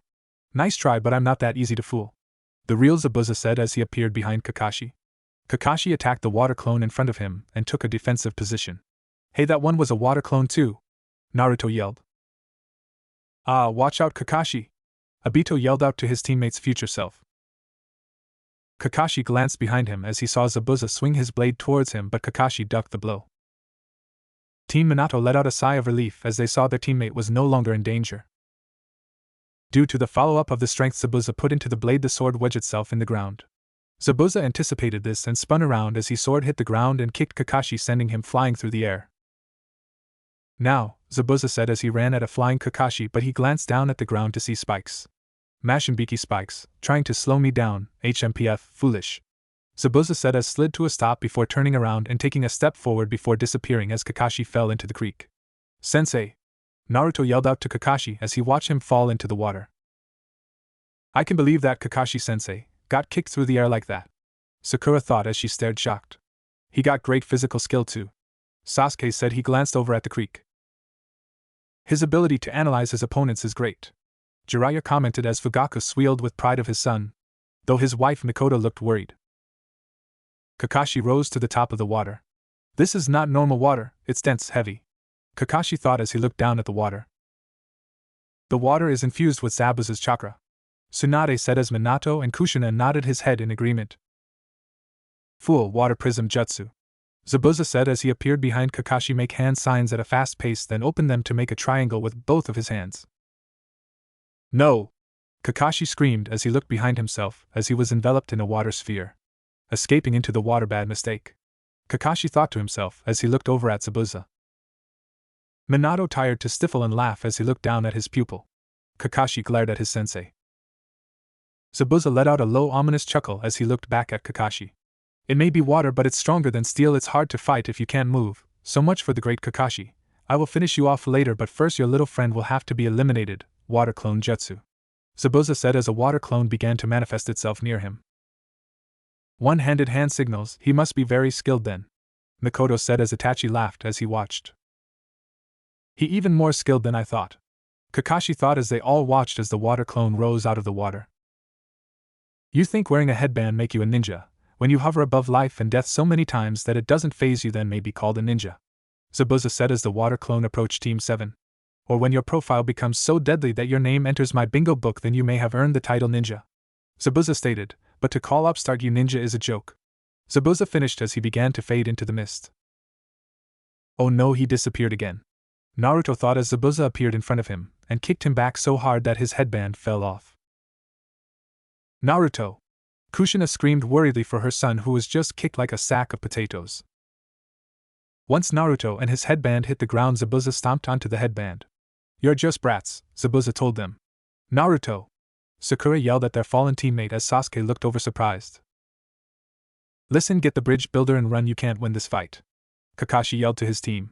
He is using all his power to keep me in this prison, so he has to fight you using the water clone, but his water clone can't go far from his real body.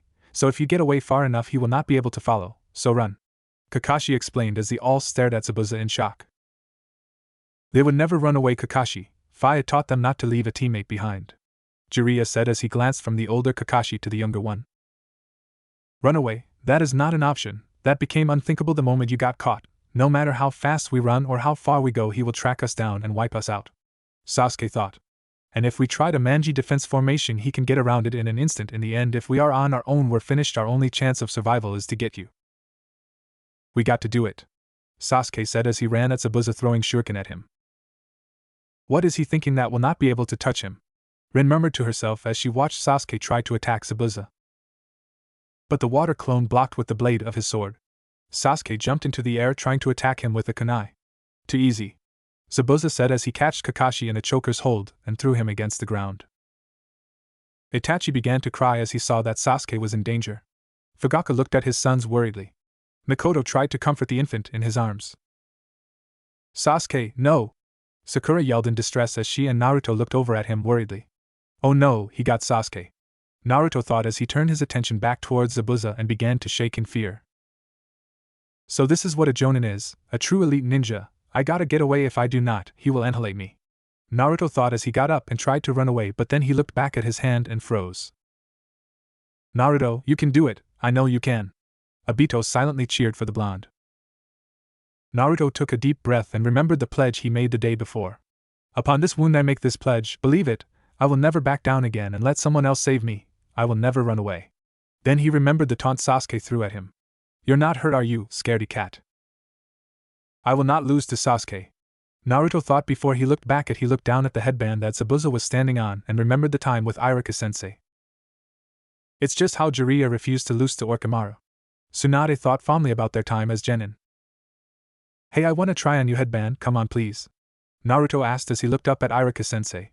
What, this, no way, you can only wear the leaf headband when you graduate from the academy and become a ninja, Iruka said as he touched his headband fondly.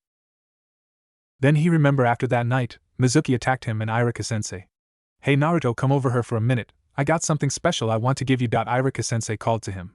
When he walked over to Iruka, as he approached him, Iruka took off his headband and placed it onto Naruto. Congratulations Naruto, you graduated, Iruka told him. Aw, Iruka is so nice. Kushina cooed. Kakashi remembered hearing this name as he once visited the academy. Then he recalled their first day training with Kakashi-sensei.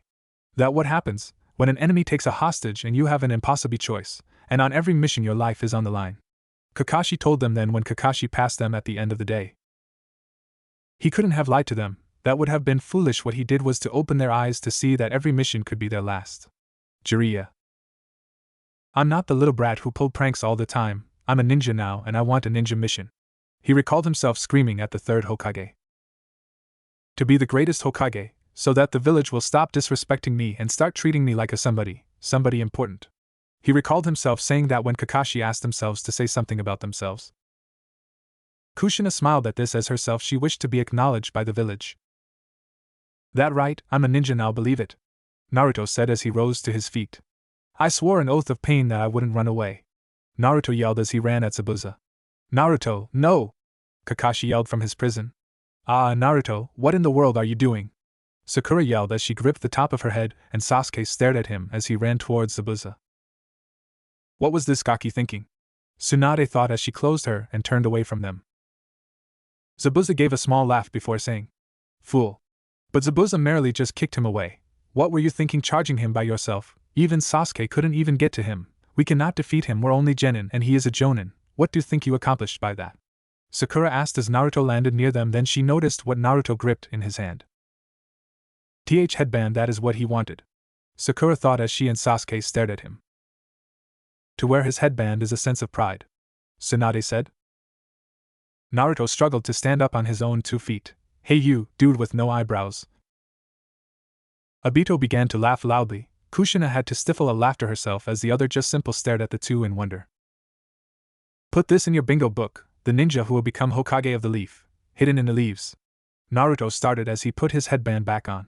He never backs down. His name is Naruto Uzumaki. He just like you two when you were younger, both of claiming to be wanting to become Hokage, Jiraiya said as he looked at his student then back at Kushina. They both flushed red in embarrassment. Oh come on now Jiraiya-sensei, you embracing me, Minato told his sensei as his team laughed at him. Zabuza narrowed his eyes at him. Naruto, Kakashi thought as he looked at his young student. I thought he was all talk but this kid got guts, Mr. Tazuma thought as he stared at Naruto. Alright Sasuke, listen up, you can hear me right? Naruto asked as he kept his eyes on Zabuza. Yeah, I can hear you, Sasuke confirmed. I got a plan, Naruto stated. This guy has a plan, Sasuke thought as he looked over at Naruto. So you are finally thinking about teamwork, Sasuke said. Why do I have this feeling that Naruto feeling determined? Sakura thought.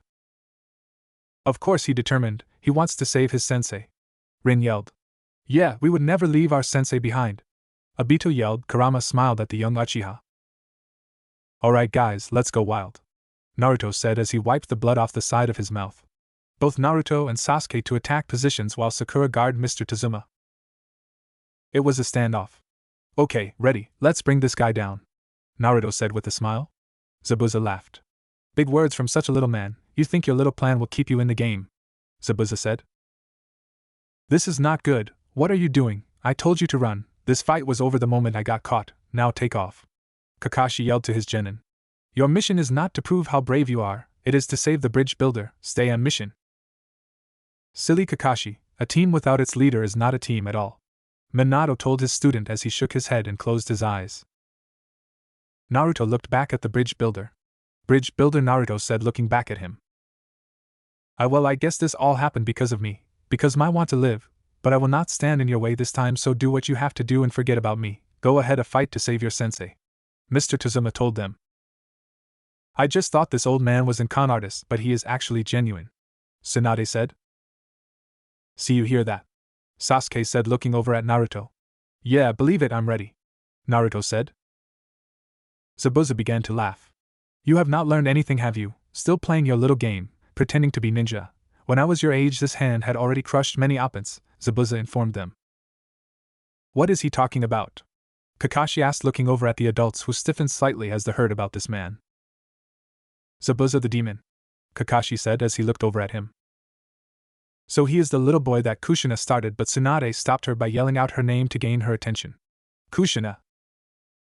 Oh, so I was in your book too, huh? Zabuza said. Long ago, the Hidden Mist Village, also known as the Blood Mist Village, before a student could become a ninja he had to pass one last test, Kakashi said. So, do you know about the graduation requirement exam? Zabuza asked Kakashi. Graduation requirement? Is it something like we had to do? Obito asked looking over at Fugaku and Mikoto. No, Obito would not like taking the clone jutsu test and a written test at all, Mikoto told him as she looked down at Itachi who was in her arms sleeping. What graduation requirement exam? Naruto questioned. Zabuza laughed. What the big deal anyway, we had graduation test too, Naruto stated as Zabuza began to laugh louder. Did you have to annihilate the other students to pass? Zabuza told them. What? But that's so horrible, to have to kill your friend, classmates who worked beside you all those years and have to kill them. Rin yelled in surprise as she shook her head furiously. Kakashi narrowed his eyes as he continued to stare at Zabuza. Obito just gaped at the turn of events. Naruto's eyes widened in horror. Imagine young ninja like yourselves, eating together, training together, then come to the final exam only the rules changed that you couldn't stop until you defeated your opponent. He was your friend, that shared your dreams, but now it's him or you. Zabuza said. That's so cruel. Sakura said in horror. See, you and Sakura think alike, Rin. Obito told her as Rin blushed red and hit Obito on his arm hard enough to leave a bruise. 10 years ago in the Hidden Mist village, the graduation exam changed 1 year before a dark evil filled the place with terror. Kakashi said. What is he saying? Sakura asked. What evil, what changed, what caused the terror? Without pause or hesitation, a young boy who was not even a ninja approached the class and took down over 100 other students. Kakashi told them. They all looked at Zabuza. It felt so good. Zabuza said as he looked down at them. So wait, he killed all those trainees without even being trained to fight?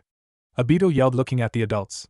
Yes, that is why a year later they changed the rule due to that one child's vicious killings. Fugaka said in a steady voice. Sasuke and Naruto flinched in fear. This is when Zabuza launched his attack, knocking Sasuke away from Naruto, and elbowed him into his gut. Sasuke screamed in pain. Sasuke! Sakura yelled. Kakashi gasped. Zabuza stomped onto Sasuke's stomach, pressing down hard. You're nothing, Zabuza said. Mikoto gasped at how her son was being brutally stepped on like an ant. Stop right there, Shadow Clone Jutsu. Naruto yelled as he began to make 20 clones of himself. Oh, shadow clones, and there are quite a few of them too, Zabuza said as he gripped his sword. Everyone stared at Naruto in shock. As Naruto and his clones pulled out kunai and prepared to attack. Here we go. Naruto and his clones all said in unison. Zabuza lifted his foot off of Sasuke and looked towards Naruto. As Sasuke began to slowly rise off the ground and got a safe distance away from Zabuza. All the clones jumped to attack Zabuza. Go Naruto! Rin, Obito, and Kushina yelled, cheering Naruto on. But Zabuza blew all of them away. No! They yelled as they watched Naruto get blown away. His skills are too advanced, he too powerful, there is no way to beat him, Mr. Tazuma said, as many of the clones dispersed. I'm still not giving up, I still have this. Naruto yelled as he pulled something from his backpack. Sasuke! He yelled, throwing it to him. Sasuke caught it with his right hand and spun around. So that was your plan, Naruto, good job. Sasuke thought to himself. As he opened up a giant shuriken. Demon Wind Shuriken. Sasuke said as he held up the shuriken before himself. Windmill of Shadows. Sasuke said. What? How did they manage to get one of those? Minato asked as he looked over at Kurama, who shrugged his shoulders. The shuriken will never be able to touch him though, it's useless. Fugaku stated as he looked back into the pond as he felt Mikoto and Kushina glare at him, causing him to flinch slightly. Sakura gasped in surprise as well as Tazuma and Kakashi. A shuriken, you will never touch me with that, Zabuza told them. But Sasuke ignored the warning and threw the shuriken at him. The clone stood there waiting, but the shuriken never came. It simply went around him and aimed for the real Zabuza, which was keeping Kakashi hostage. So that their plan to free Kakashi, Obito stated. Good job, you guys. Rin cheered. Good plan, you ignored my water clone and aimed for my real body, but not smart enough, Zabuza said as he catched the shuriken in his open hand, but that is when he noticed a second shuriken coming his way. A second shuriken in the shadow of the first, the shadow shuriken jutsu, Zabuza said. Wow, they planned that out thoroughly without even having to talk about teamwork. If only I could get Kakashi and Obito to work together like that, Minato thought. Impressive, he have the showing of being a true Uchiha, Fugaku said. Kushina and Mikoto smiled at each other. Team Minato glanced at each other, then back at Team 7, wondering if they could truly ever be a team like them. Jiraiya and Tsunade exchanged a look of worry, knowing if Zabuza was a true Jonin he would find a way to avoid the shuriken. The second shuriken is on target, and he can't catch this one, Sakura thought as she watched it play out. As the shuriken came at Zabuza, he jumped in the air to avoid it. I told you a shuriken would never hit me, Zabuza yelled. Sakura gasped in surprise. But Sasuke smirked. Everyone was surprised to see the young Uchiha was smiling about. What is he smirking about? His plan just failed, Rin asked, confused. The shuriken dispersed, and it appeared to be Naruto with a shuriken at hand. He hurled it at Zabuza. What? Zabuza gasped as he looked behind himself to see Naruto, as the others besides Sasuke all gasped in surprise. Eat this! Naruto yelled. They have amazing chemistry to pull this off. Tsunade stated. Yeah, not many can fight without talking of a plan beforehand. Jiraiya agreed. Our sons are so awesome. Kushina yelled, smiling brightly at Mikoto. Fugaku and Minato just continued to gape at the pair of genin. Team Minato looked kind of frustrated. They could not pull off a executed move that was planned without a natural member of THRE team getting in the way of each other. Out of reflex, Zabuza quickly moved out of the way of the kunai, breaking the prison that held Kakashi. I will destroy you! Zabuza yelled in fury as he began to get ready to throw the shuriken back at Naruto, but Kakashi blocked it before he got a chance to throw the shuriken, as Naruto safely landed into the water. Kushina let out a sigh that she didn't even know she was holding as she looked back over at her son. Kakashi-sensei! Sakura yelled happily. Kakashi glared furiously at Zabuza. As Naruto quickly came back up for air, Naruto, that was an excellent plan. You have really grown, haven't you? Kakashi said as he never took his eyes off of Zabuza. Naruto began to laugh slightly before explaining his plan. I knew I could not beat him with my shadow clone, that was just to distract him, and while the clones fought him I turned into the demon wind shuriken. He did not know what to do, believe it. So when I threw it looked like a real shuriken. Sasuke realized it was me in a second, so he spun around so none could see that he pulled out his own shuriken. Now there was two shuriken. Naruto continued. One was real and the other was me. So I hid in the shadow of the real shuriken and my target was the real Zabuza. Of course I knew I could not fight Zabuza myself. That was not in the game plan. I just wanted to get up in there and break up that water prison. I did not know that clone would be great bonus too. Believe it. Naruto concluded. I hope he doesn't intended on explaining out every plan he has, Kakashi said as he closed his eyes. Do not brag, you just lucked out, Sasuke said as he closed his eyes for a brief second. That whole thing was just a fluke, Mr. Tazuma yelled in outrage. You can call it a fluke, but their teamwork was flawless. They knew what to do without even talking about it. Most of the time they act like they hate each other, but yet they are a perfect team, Sakura thought as he looked between Sasuke and Naruto. Team Minato looked at each other before nodding. After this was over, they would try harder to work as a team instead of individuals. HMPF, I got distracted and lost my grip of the water prison, Zabuza defended. Don't flatter yourself, you were forced to let go, Kakashi retorted, glaring at Zabuza. Don't flatter yourself, you weren't distracted, you were forced to let go, Kakashi stated. Zabuza turned to glare Kakashi. Sasuke took an attack post-ion while Naruto continued to float around in the water staring at the two jonin. Your technique worked on me once, but it won't work again, so what is it going to be? Kakashi asked as the two jonin stared at each other in a face-off as the other stood watching before Sasuke turned to Sakura. Sakura, you know what to do, Sasuke said as the pink-haired girl nodded her head, and they stood in front of Mr. Tazuma. HMPF, Zabuza said as he closed the shuriken and pressed it against Kakashi's knuckles that began to bleed as he knocked the shuriken away. Both jonin jumped apart from each other, when Zabuza made a hand sign in air. That is when Sasuke got a good look at Kakashi's eye.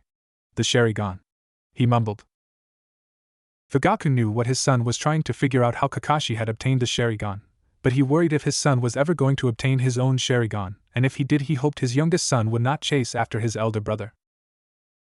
That is when Zabuza and Kakashi both landed on top of the water and began to say the same jutsu at the same time at a rapid pace as they stared at each other from a distance. Torai! Water-style water dragon jutsu. They both yelled in sync as two giant water dragons began to manifest from the creek. The two dragons twirled around each other before clashing against one another, creating a giant tidal wave which swallowed up Naruto as he tried to swim away and hit the others on the shore. He matching everything including his speed, Obip said as he watched future Kakashi battle it with Kakashi. Wow, so many hand signs and he mirrored them perfectly, and instantly. Sasuke though as he stared at Kakashi. Sakura gasped in surprise as she kneeled the bridge builder.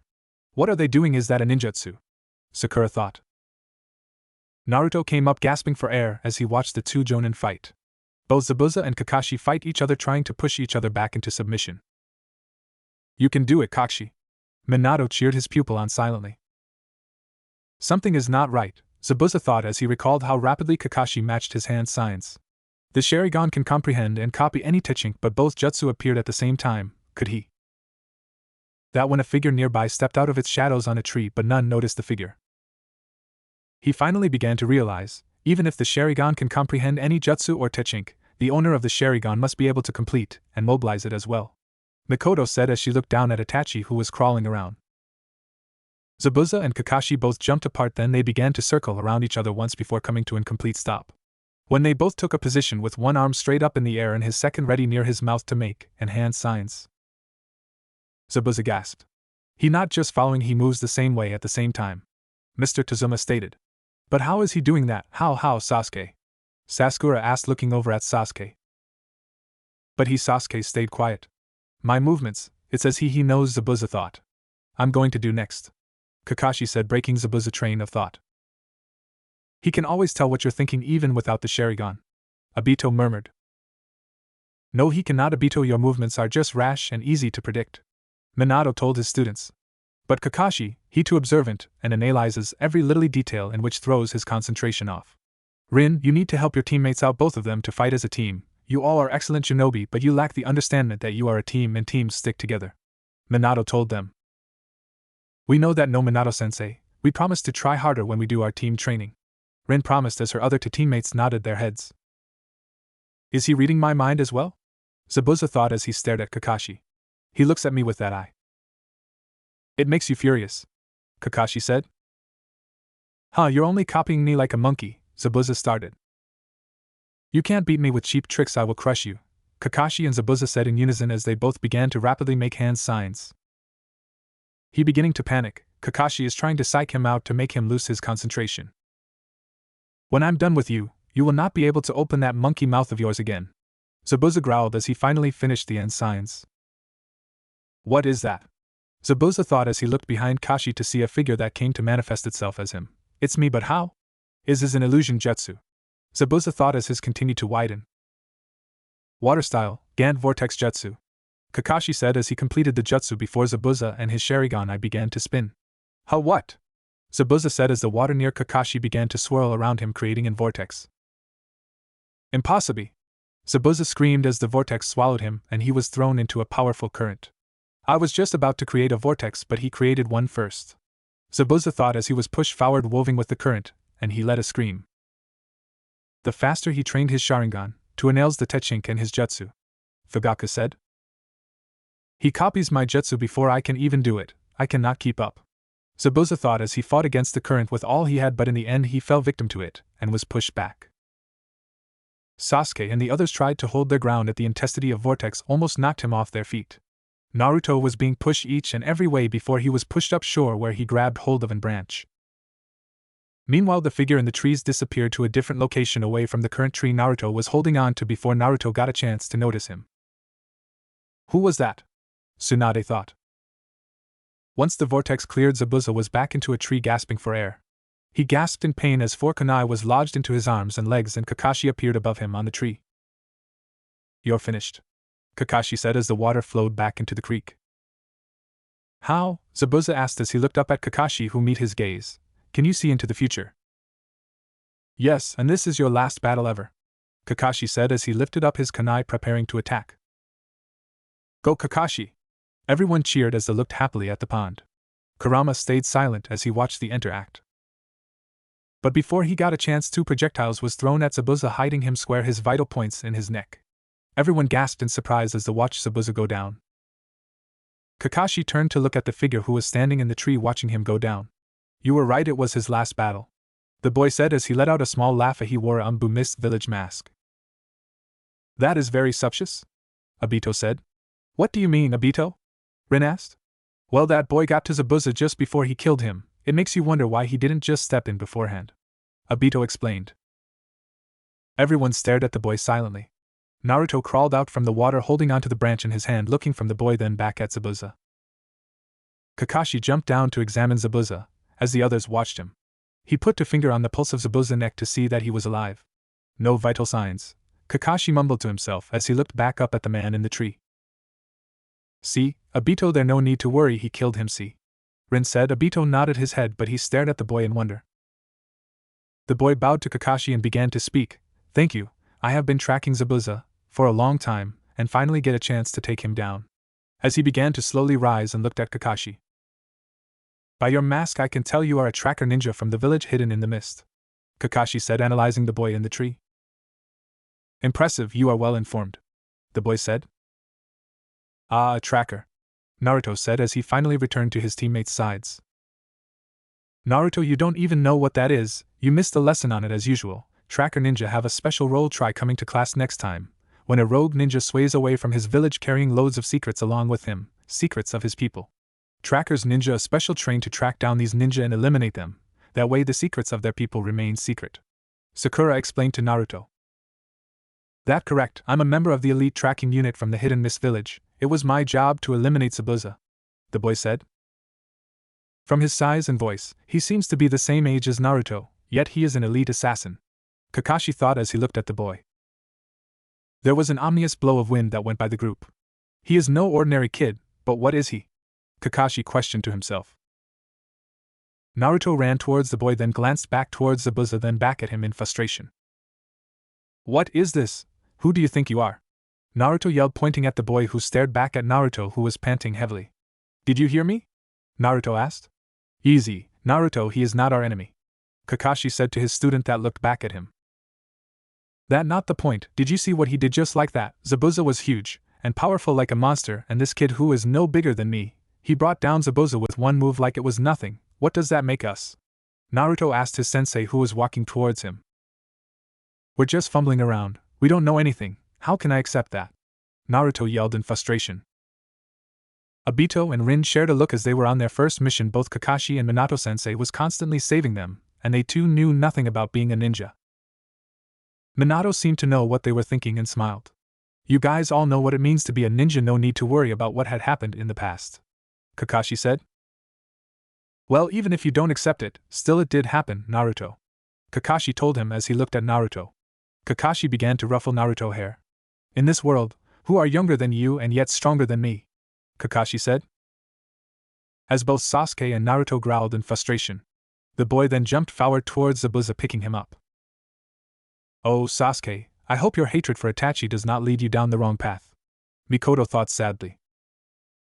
Your struggle is over for now, but I must take care of the remains. There are many secrets in this body, and they must not be allowed to enter the wrong hands, so please excuse me, farewell, the boy said before disappearing.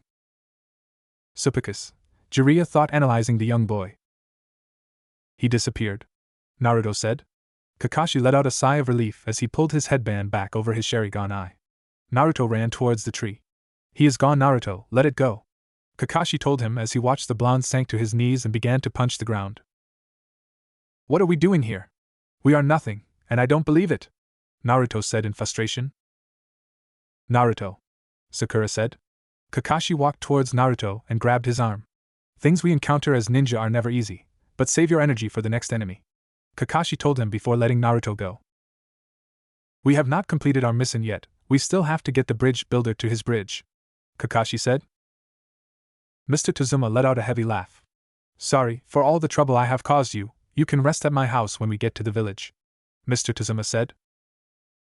Alright then, let's get a move on, Kakashi said before walking a couple steps before stopping and falling forward to the ground. Everyone gasped in surprise as watched Kakashi fall to the ground. What happened? Sakura yelled in shock as they all surrounded him. Kakashi-sensei? Naruto asked unsurely as they saw that their sensei had fainted. Kakashi-sensei, Naruto yelled. I will only be showing you only what is important and vital to seeing how their first mission will turn out, Kurama said as the others nodded his head. Kakashi grunted as he woke up in an unfamiliar place. I think I overdid it with my Sharingan, Kakashi thought as he stared up at the ceiling. No shit, Obito cursed. Obito, Rin yelled, looking at her teammate surprised. Waking up, huh? Are you alright? A woman asked as she had long blue hair as she stared down at Kakashi. I've been better, it will be a week before I can move normally, Kakashi said as he struggled to sit up. See it better if you don't move, so just lie down, the woman said, placing her hands on his hips. Right, Kakashi agreed as he laid back down onto the futon. Look, Sensei is coming around, Naruto said as he and his teammates and Mr. Tozuma came into the room. Look, Sensei, your Sharingan, it is amazing and everything, but if it puts that much strain on you, maybe it not worth it, Sakura told him as she sat beside him. Why is Kakashi so tired after using the Sharingan, Uncle Fugaku? Obito asked, looking over at the older Uchiha. I don't know, Obito. Fugaku answered honestly. I think it probably due to the implant of your eye into Kakashi, due his body's adaptation to the hides, because his body was weakened from being inside of Zabuza just to it drained his chakra while he still had his Sharingan activated. Due to the extensive exert of his chakra, he passed out due to overwhelming exhaustion. Tsunade informed them of her medical evaluation. Everyone stared at her in shock. Sorry, Kakashi told his student. Heh, well, he did take down the most powerful ninja assassins, so we will be safe for a while. Tazuma told them as he fanned himself. You're right, but you know that boy with the mask, what about him? Sakura asked. He from the elite tracking unit from the hidden village in the mist. Those masks are only worn by the most elite shinobi, Kakashi said. So basically they're like the Umbu Black Orbs. From our village, right? Rin said, looking over at her sensei to confirm her suspicion, who gave her a swift nod of his head. What do they exactly do? Sakura asked. The Umbu Black Orbs, also known as the Inferno Squad, destroy all traces of a Rouge Ninja corpse. A shinobi's body contains many secrets, ninjutsu, chakra and special medicine used on his body. These are the secrets of his village, and if his enemies find him, his people would be in grave danger. Kakashi started. For instance, if I were to die at the hands of an enemy, he would try to analyze my Sharingan. In the worst case, my entire jutsu could be stolen and used against our home village. It is the sacred duty of the elite tracking unit to prevent this and to keep the village safe. If a ninja betrays his village and the trackers hunt him down and obliterate any traces of his existence, that is their specialty. Kakashi concluded. Mikoto looked at herself through the water. She was never able to activate her Sharingan. Fugaku noticed his wife's distress and placed a hand on her shoulder. None should ever want the cruise of the Uchiha eyes, Obito murmured as he stared up at the sky.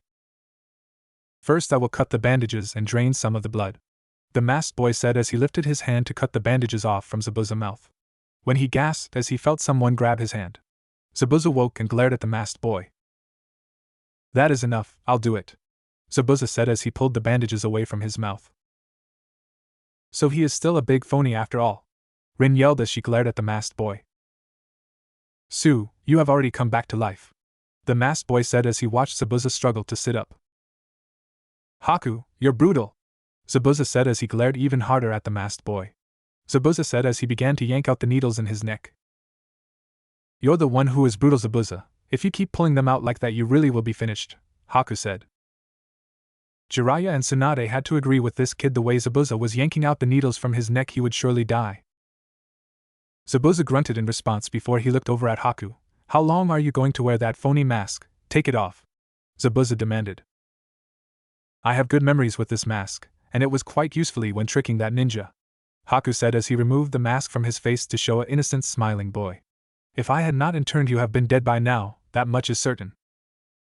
Zabuza looked over at Haku from the corner of his eye. But putting me in a temporary state is fine, but not through the pressure points in my neck, cruel as usual. I would think you enjoy it, Zabuza said, lifting the bandages back up to cover his mouth. It's kinda creepy to see his actual mouth when he talking, Kushina told them as Kakashi nodded his head in agreement. It was the only sure way, and that I would not want to make up your flawless body, then you would complain about that even more. The neck is more valuable, there is no layer of muscle, so I could go straight into the pressure points, Haku explained as he watched Zabuza struggle to stand up. He must have actually been one of the elite tracking unit. He knows so much about the human body, he must have a head and exceptional teachers, Tsunade though put as she analyzed the boy. There is no point in trying to move, you will be numb for a week, although if you are stubborn like usual, you will probably on take half the time, Haku said, smiling. Zabuza stared at Haku for a moment. You're so innocent, and yet clever at the same time. A rare combination, that is why I keep you around, Zabuza told him. Minato wondered what could have happened to this child to make him go with a man like Zabuza. Haku gave a small smile as he blushed at the compliment. I'm still a kid, what else would you expect? The mist has cleared, Haku informed Zabuza as he stood up. Next time, will you be alright? Haku asked. Next time I will see right through his Sharingan, Zabuza said. He actually only psyched you out, Rin said as Obito nodded his head in agreement. What is this? If Zabuza is finished, why do I feel this way? Something is wrong, it's like I missed something, Kakashi thought as he lifted his hand to hover over his right eye. His senses are highly in tune with other people's chakra due to his Sharingan. Fugaku thought. Hey sensei, are you alright? Naruto asked. Kakashi said as he looked up at his students. Oh, yet to finish what I was saying, Tracker Ninja deal with the body immediately on the spot so there is no room for error. Is that really important? Sakura asked. Yes, it is. All the adults and Kakashi said in unison. Rin and Obito looked over at them confused. Think about it, do you remember what that Tracker Ninja did with Zabuza's body? Kakashi asked his students. We don't know what he did with the body. I guess that he took it away somewhere. Sakura answered. Exactly, but why? He should have worked on Zabuza right there. Think of the weapons he used for the takedown. Do you remember what they were? Kakashi questioned his students. Throwing needles, no way. Sasuke said as he finally realized what had happened. He figured that out fast for only being a genin. Tsunade said. Exactly, none of it adds up. Kakashi says. What are you all yammering about? You demolished that assassin. Mr. Tazuna said as he looked at them confused. Kakashi sighed as he looked from his students to Mr. Tazuna. Here is the truth, Zabuza is still alive. Kakashi said. Huh! Sakura, Naruto, and Mr. Tazuma all gasped as their eyes all widened with surprise. Mr. Tazuma's daughter even let a surprised gasp. We saw his body, believe it? Naruto said as he sat up slightly edging toward his sensei. But Kakashi-sensei, you checked him yourself, you said his heart stopped. Sakura said. His heart did stop, but that was just a temporary state to stimulate death. The weapons that Tracker used are called sabun. They can pierce deeply but they rarely kill, unless they hit a vital organ not in the neck. They're modified to use for medical treatment like acupuncture. Trackers are trained to know every detail of the human body. Causing the heart temporarily whole, keeping the body alive is an easy matter for them. First, he carried Zabuza's body away even though it is much heavier than he is. Second, he used sabun which have a precise effect but rarely fatal. From these two factors we can conclude that the Tracker Ninja was not trying to stop Zabuza but trying to save him. Kakashi said as he finished his analyze of the situation. Are you sure you're not a medical ninja? Tsunade joked, looking over at Kakashi that rubbed his neck sheepishly. Encountering suspicion, a ninja must prepare quickly. Hesitation leads to disaster. Every shinobi knows this saying. Kakashi said. Naruto was shaking with delight as he would get another chance at Zabuza. Only idiots like to fight. Rin said as she looked over at her two teammates while Kushina looked at Minato and Tsunade at Jiraiya. What did we do? The men asked, looking over at the women of the group. Kurama stifled a laugh as he held Itachi in his arms. He is actually pleased to hear Zabuza alive, cause now Naruto has another shot at him. Kakashi thought. Sensei, you said prepare quickly, but how can we do that if you can hardly move? Sakura asked. Kakashi began to laugh at that statement. Kakashi. Obito called, gaining the ninja attention. What is it? Kakashi asked, turning to look at his teammate. Don't ever laugh. Rin finished as Kakashi looked at them confused. Huh? Sakura said as she tilted her head in confusion. I can still train you, Kakashi said. Hold on, a little last-minute training won't make us strong enough to beat Zabuza. You could barely defeat him even with your Sharingan. We have to be reasonable about this, Sakura said. Yes, this is true. What are you thinking, Kakashi? What could you have teach them that could have helped? Minato asked. What are you trying to get us killed, Chaa? Inner Sakura yelled. Sakura, why was I able to stop Zabuza? Kakashi asked. Because you all helped me, you grown. Naruto, you have grown the most, Kakashi said as he smiled at him.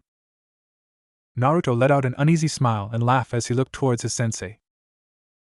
He does seem stronger and more confident, but Sakura thought as she looked over at her teammate. That is true, he is defiantly getting stronger and stronger, Kushina said as she smiled at her son. So you have noticed, Kakashi-sensei, things are going to get better, believe it? Naruto said. I don't believe it, a young boy said as he stood in the entryway of the room. Who are you? Naruto said, pointing his finger at the boy. Ga Inari, where have you been? Mr. Tazuna said as he spotted his grandson. Inari stepped forward to give his grandpa a hug. Welcome back, Grandpa, Inari said, giving Tazuna a hug. Inari, that was very rude. These ninja had helped your grandfather and brought him back safely, Inari's mother said, scolding her son. It's okay, I'm rude to them too, Tazuna said as he patted his grandson's head. Inari stared hard at Team 7 as he sat next to his grandfather. Mom, but these guys are going to die. Gado's men will come back and wipe them out, Inari told his mom.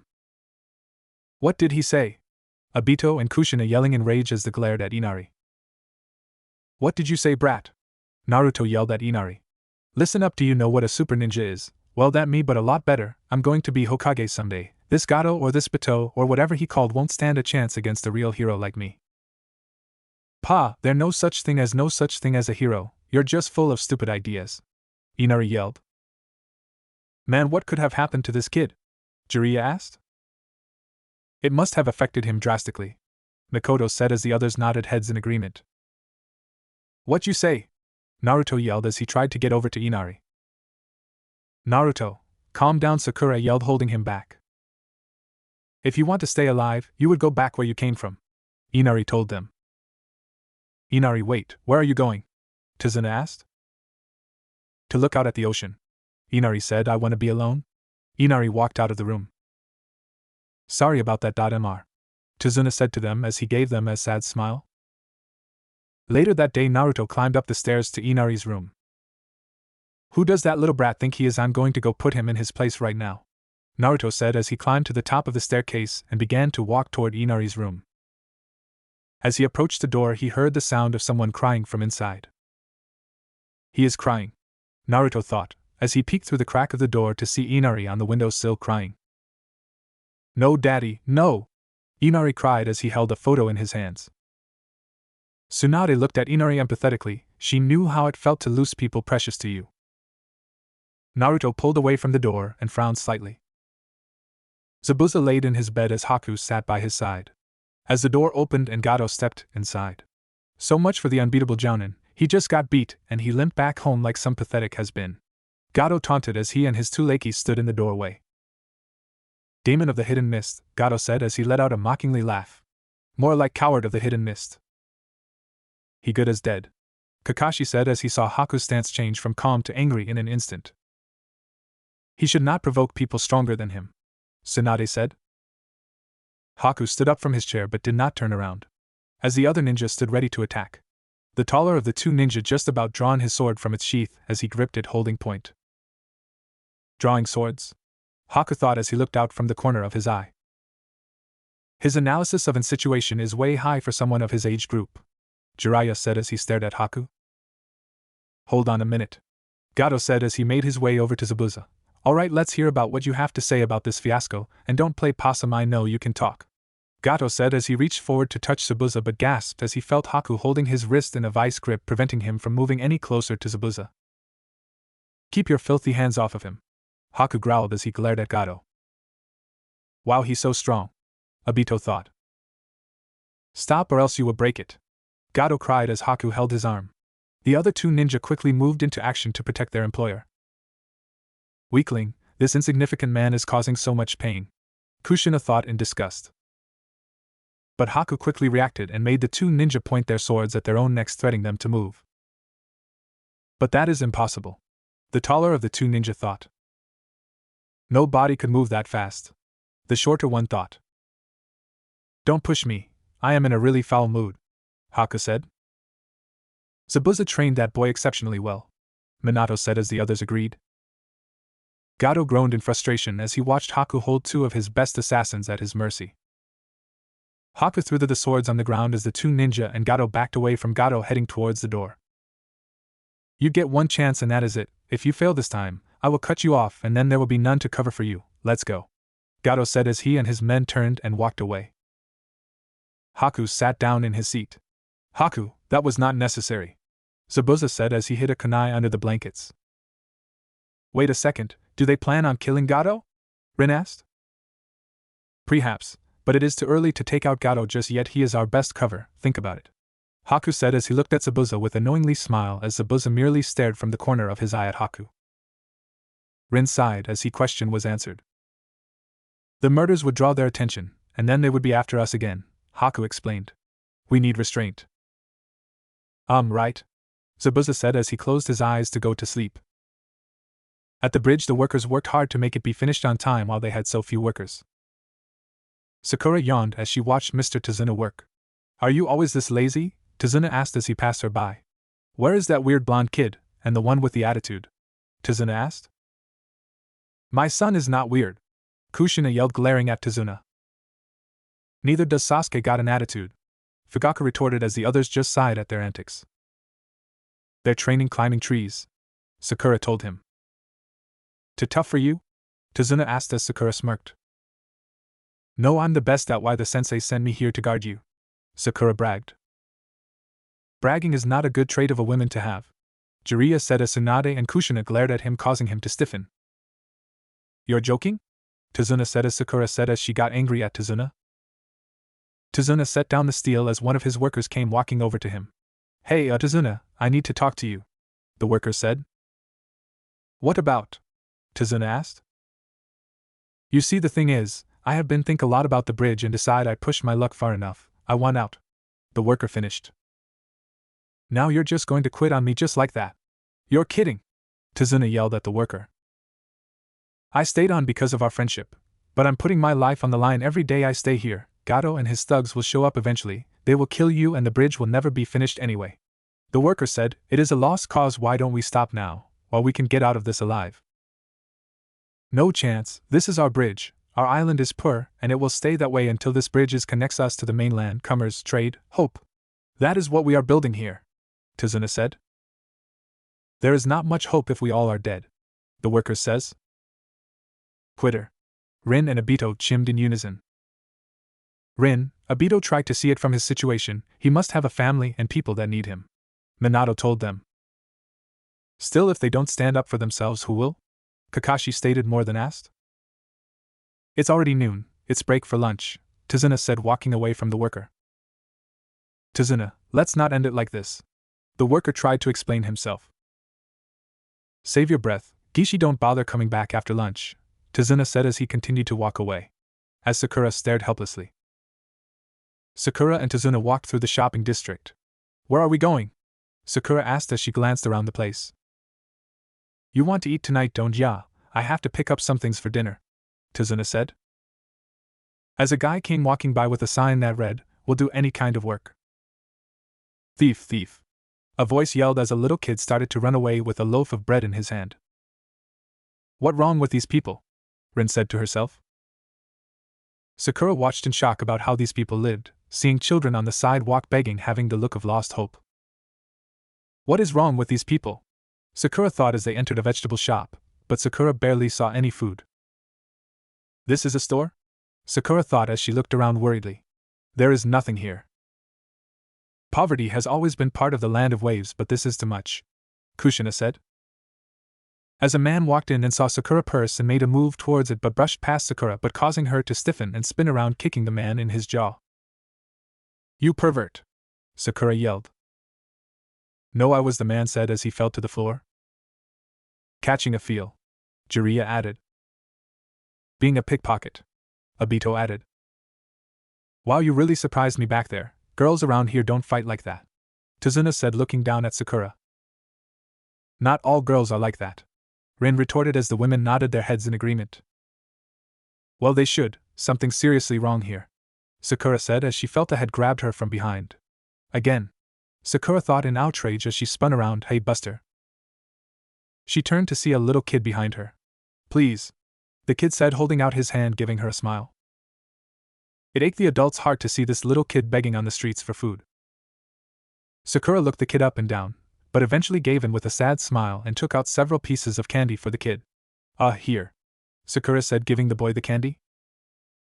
Kid brightly at her. Wow, thank you, the kid said as Sakura forced a smile as tears started to rise from the corner of her eyes.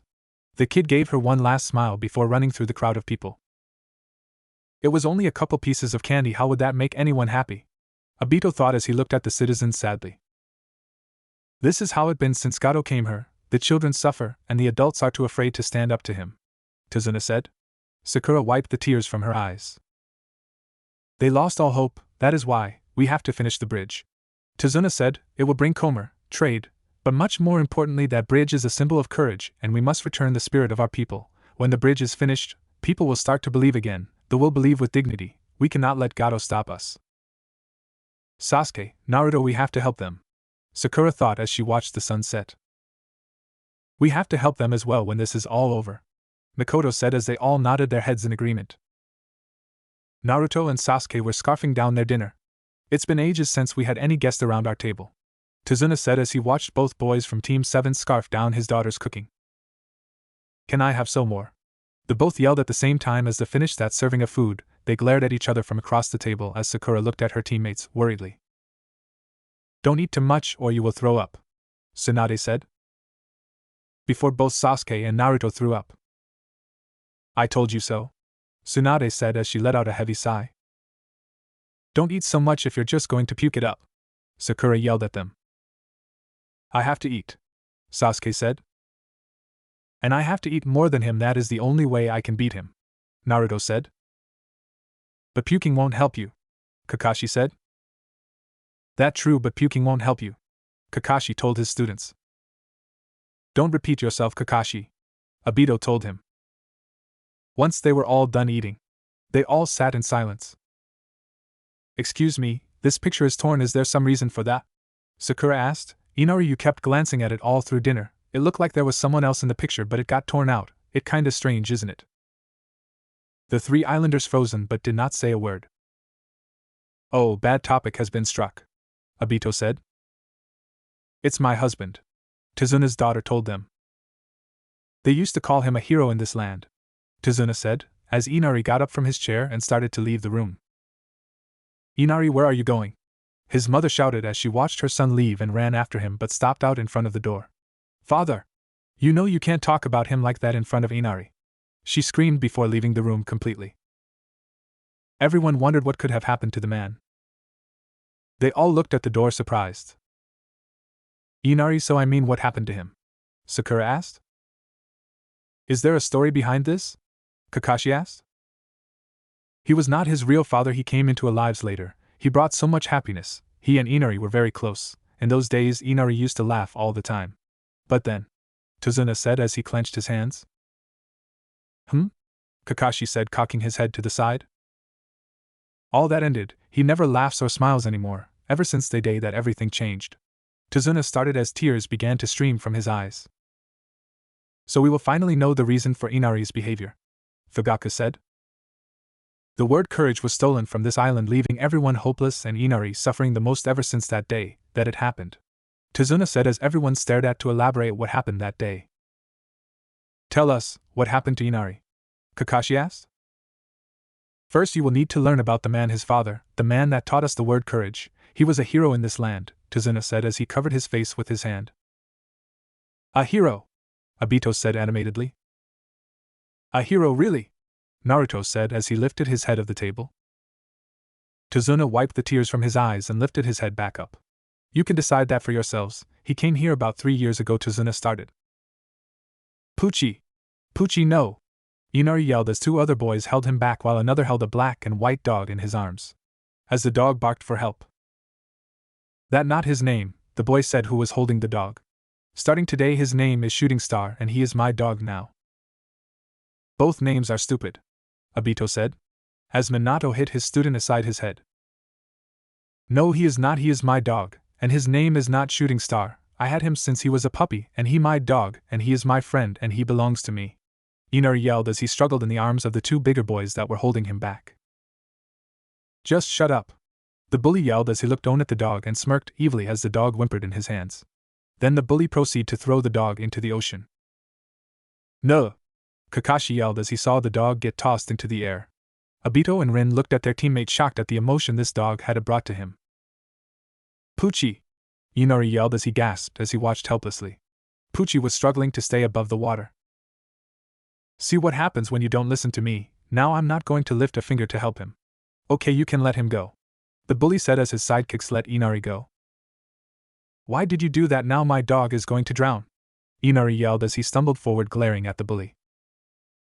If he your dog, then jump in and be a hero and save your friend, the bully retorted, as Inari just continued to glare at the bully. Everyone looked at Inari sadly as they watched the dog drown. After all that big talk, you're not just going to let him go under, are you? The bully asked. Inari whimpered as he walked over to the edge of the bridge to see Pucci struggling. I gotta jump in there and save him, I got to, but Inari thought to himself as he stared helplessly. Ha ha ha, he is not even going to jump in and save his precious little Poochie. The bully taunted. It's your fault that the dog in there to begin with, Rin yelled. I can't swim, and I'm scared. I'm sorry, Poochie, Inari thought as he clenched his eyes shut. Hey, since you made a big deal about it, why don't you go get him? The bully said, kicking Inari into the ocean. These little monsters, Kushina growled, glaring at the bullies. Inari began to struggle against the waves, trying to prevent himself from going under. I think you went too far this time, Akane. He could really drown or something, one of the sidekicks said as they watched Inari struggle. Help, please, Inari yelled. Forget about it, Akane said as he turned to the sidekick that spoke up. I don't know. The sidekick started before Akane grabbed him by his shirt and pulled him close. Say one more word and you are going in with him, Akane says, threatening him. Help, I don't want to die, Inari yelled as he struggled some more. They're not going to allow him to die, are they? Minato whispered to himself as he watched Inari drown. Pooch, Inari said as he saw Poochie swimming towards the shore. Pooch, Inari yelled. Interesting enough, at that exact moment Pooch learned how to dog paddle, Tizuna said. Everyone could have laughed at the ironic moment that just occurred, but they stayed silent. Pooch, Inari yelled as he tried to jump up out of the water.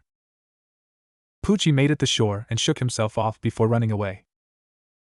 Hey, Shooting Star is getting away, go get him, Akane yelled as they ran after the dog and left Inari drowning in the ocean. They left. Ren gasped, shocked as she saw the boys walk away. Inari sunk down into the ocean. Oh no, please, Inari thought as he passed out. Inari groaned as he woke up onto the shore near the bridge. Waking up, huh? Finally, a voice said, causing Inari to sit up and turn to the voice.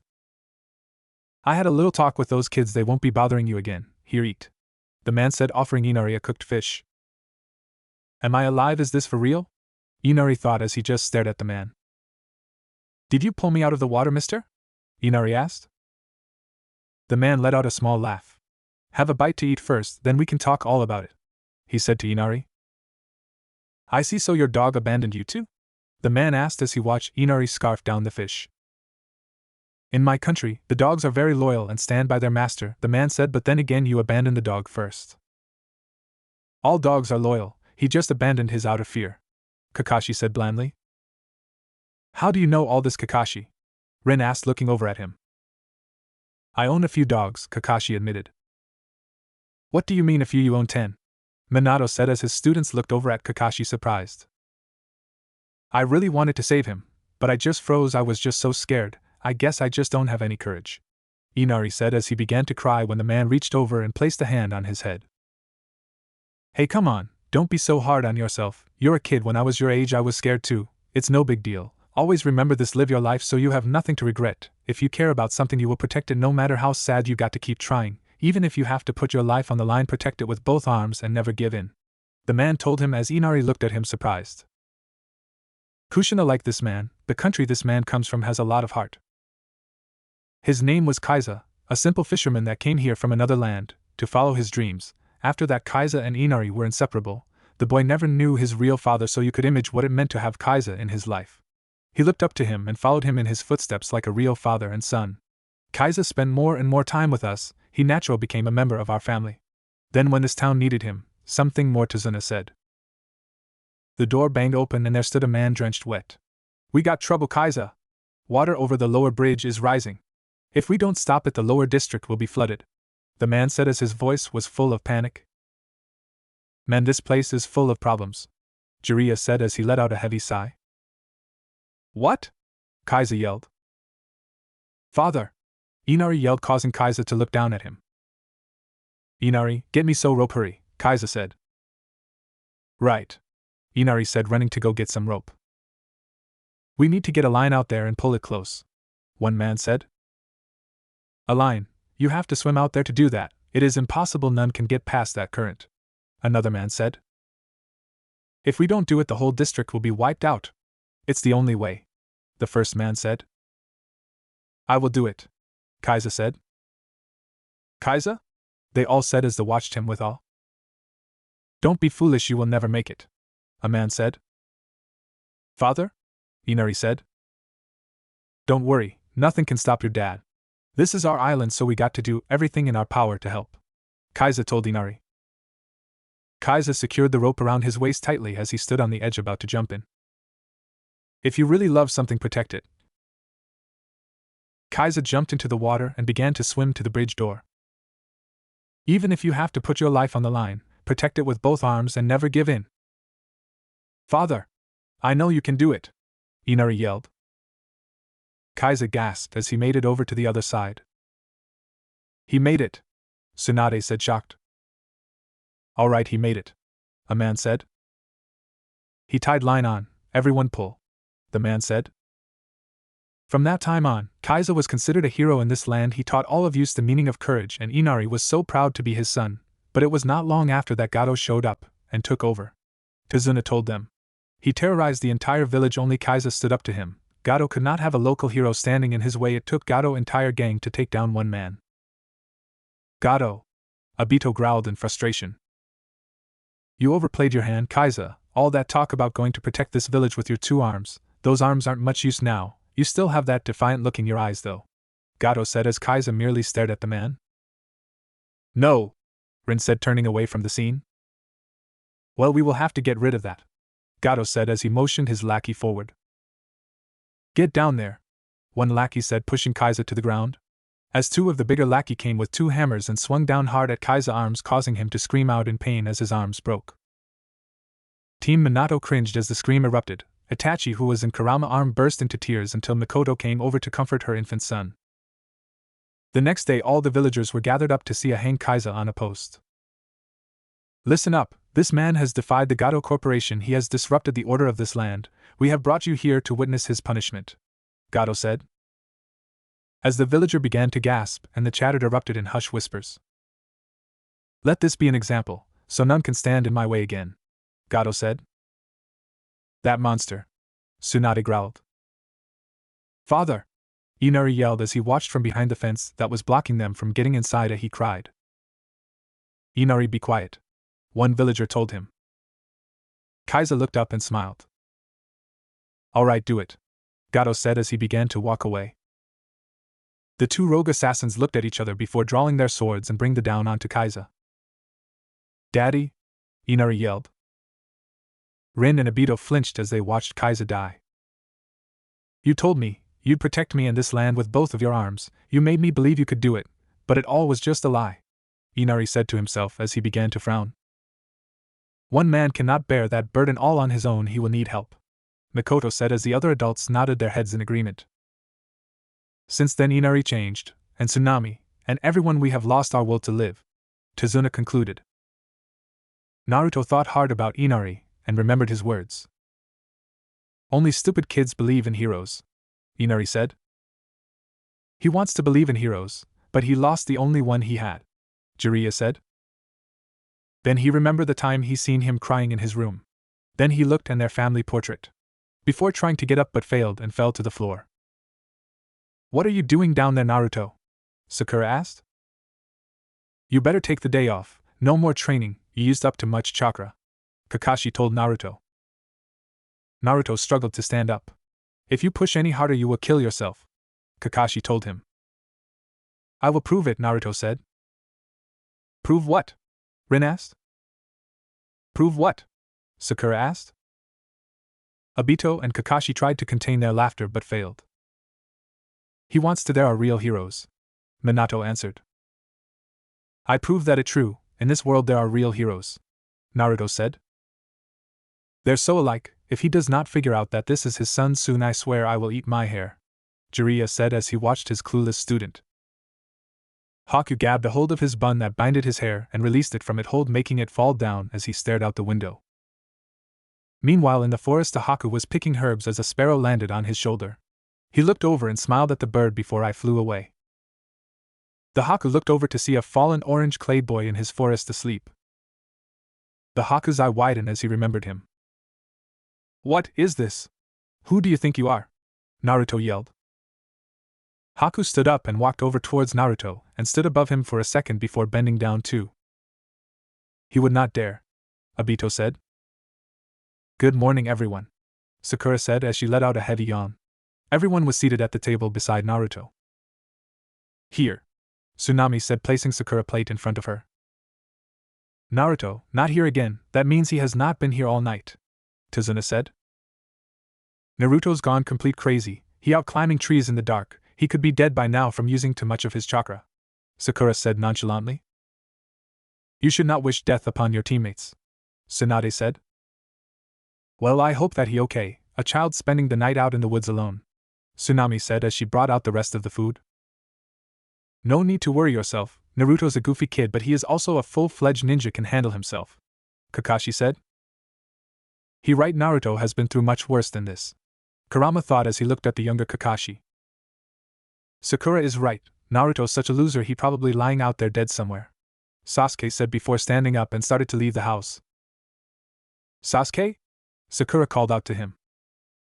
I'm going for a walk, Sasuke told them.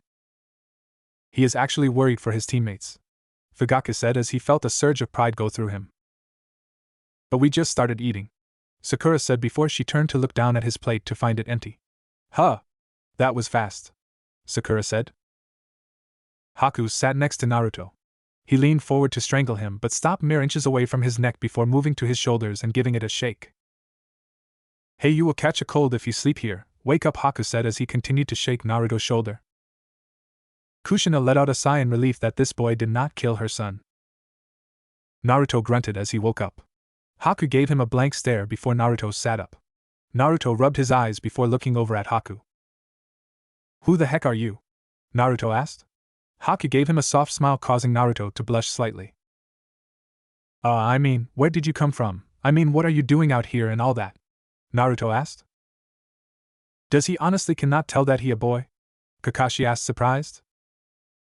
Do not worry, some blondes like your sensei over here are just super dense, Jiraiya said, causing everyone to laugh except for Minato, who gave him a sharp glare. I'm gathering herbs, Haku says. Herbs? Naruto repeated. Yes, that right, they're used to treat illness in human beings, Haku said. You start work early, huh sis? Naruto said as he began to help pick some herbs. You're right, blondes are dense, Obito said. I like doing it early, but I didn't think I would find anyone sleeping out here, Haku told him, causing Naruto to laugh. I'm training, Naruto told him. So you mean you're training? I noticed that headband on your forehead. Are you simply making a fashion statement? Haku asked. Oh, you noticed that, alright. Only super cool ninja like me can wear it, Naruto told her. The headband just makes us look cooler, Obito and Jiraiya said, striking a pose. Oh really? Haku asked. Does that mean you're training for something dangerous? No, I'm just developing my skills so I can get stronger, Naruto said. But you seem pretty strong now, isn't that enough? Haku said. Not even close, Naruto said. But why? Haku questioned. Because so I can become the best ninja in my village, then everyone will know who I am and all of them will respect me, Naruto told her as he gave Haku a big grin. Kushina felt a swell of regret of dying and leaving her son alone in that world. There is also a person that I have something to prove to, Naruto said with determination. Just like the two of them, Rin thought as she glanced between her two teammates. Are you doing it for the same person or all for yourself? Haku said. Huh? Naruto asked as he tilted his head in confusion, causing Haku to laugh. What's so funny? What are you laughing about? Is there someone precious to you? Haku asked. Someone who? What are you saying? What do you mean, sis, someone precious? Naruto asked.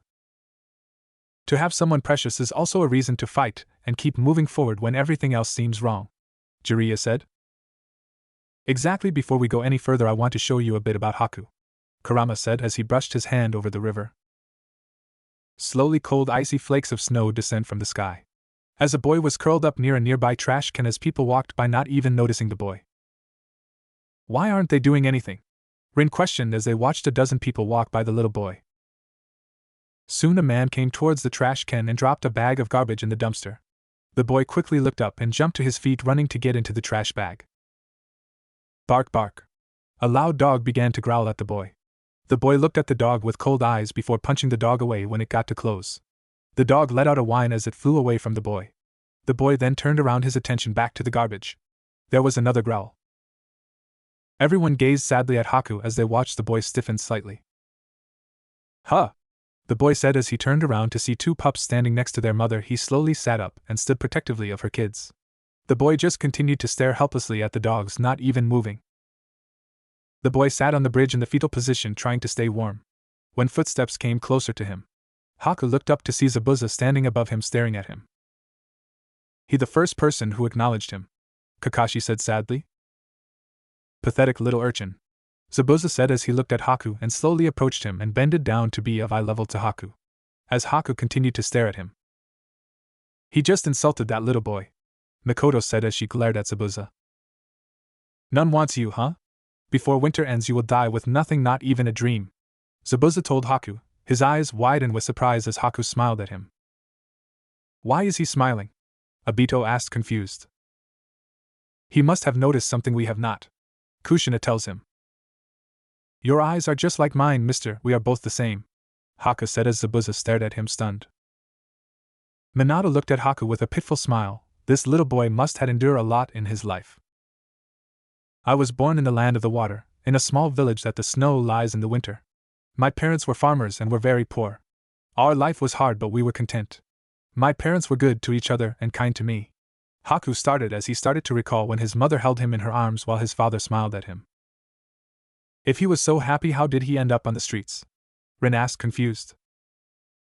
Yes, we were happy once, but then everything changed.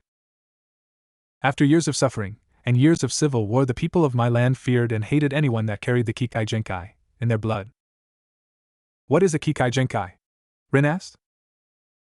The advanced blood trait that is in a clan, like our Sharingan, Fugaku said. The advanced blood trait that is in a clan, its jutsu and abilities passed down from generation to generation. Because of the unique abilities, the clans were used as mercenaries, were used in many battles, and much were feared. When the wars were over, they were hated and despised. They were shunned by the people who feared their power would bring more war and misfortune. So it was after these clans went into hiding, denying the bloodline trait that flowed through your veins, concealing their unique abilities, knowing that being discovered would have dire consequences. Fugaku took a deep breath as he knew his anger towards the Hokages for never choosing a leader from their clan. For years my mother was successful in hiding her abilities. She met and fell in love with a simple farmer, then they married. My mother thought she would finally lead a normal life. What could have happened? Obito asked. Haku let out a laugh as he began to bend water in between his hands. Mama, look what I can do, Haku said, smiling up at his mom. Haku's mom gasped and dropped the cloth she held in her hands. See what I made? Haku said as he approached his mother with the water hovering above his hands. He was able to get into his Kekigenkai at such a young age, Jiraiya said. See, is it beautiful? Haku said, gazing down at the water. No, you must never, you hear me, never, you wicked, wicked child. Haku's mom ranted, slapping the water out of Haku's hand and gripped a hold of his wrist. Kushina, Tsunade, Mikoto and Team Minato flinched at this. Mama, what is it? Mama, stop! Haku yelled as he began to struggle in his mother's grip. That is when Haku's mom slapped him. Haku's mom began to cry, stiffing her tears as she pulled Haku close to her. I'm sorry, my darling, I'm sorry, she whispered to him as she continued to cry. So that is what happened, Rin said. I don't think that is all the story, Rin, Minato told her. My father had seen what happened and he knew our secret. There was a plate that crashed to the floor, shattering into tiny pieces. Haku fell back onto his butt and began to scurry away from his father, who was hovering above him with a blunt weapon. Haku was crying heavily as his mom to the right of him lay dead on the floor. No, Rin whispered as she clutched the hems of her shirt. Haku's dad lifted his arm into the air as his face was stained with tears as Haku stared at him crying. Haku clenched his eyes tightly. What just happened? Obito asked. Haku trudged through the snow unsteadily as he left his house and collapsed onto the snow. He curled up into the fetal position. Haku stayed there crying as the snow continued to fall. Back at Haku's hut there were giant ice shards going through the entire house. So much chakra, Fugaku murmured. Humph, a little kid like you with none to look after him, you will die a beggar's death, Zabuza said as he stood in front of Haku.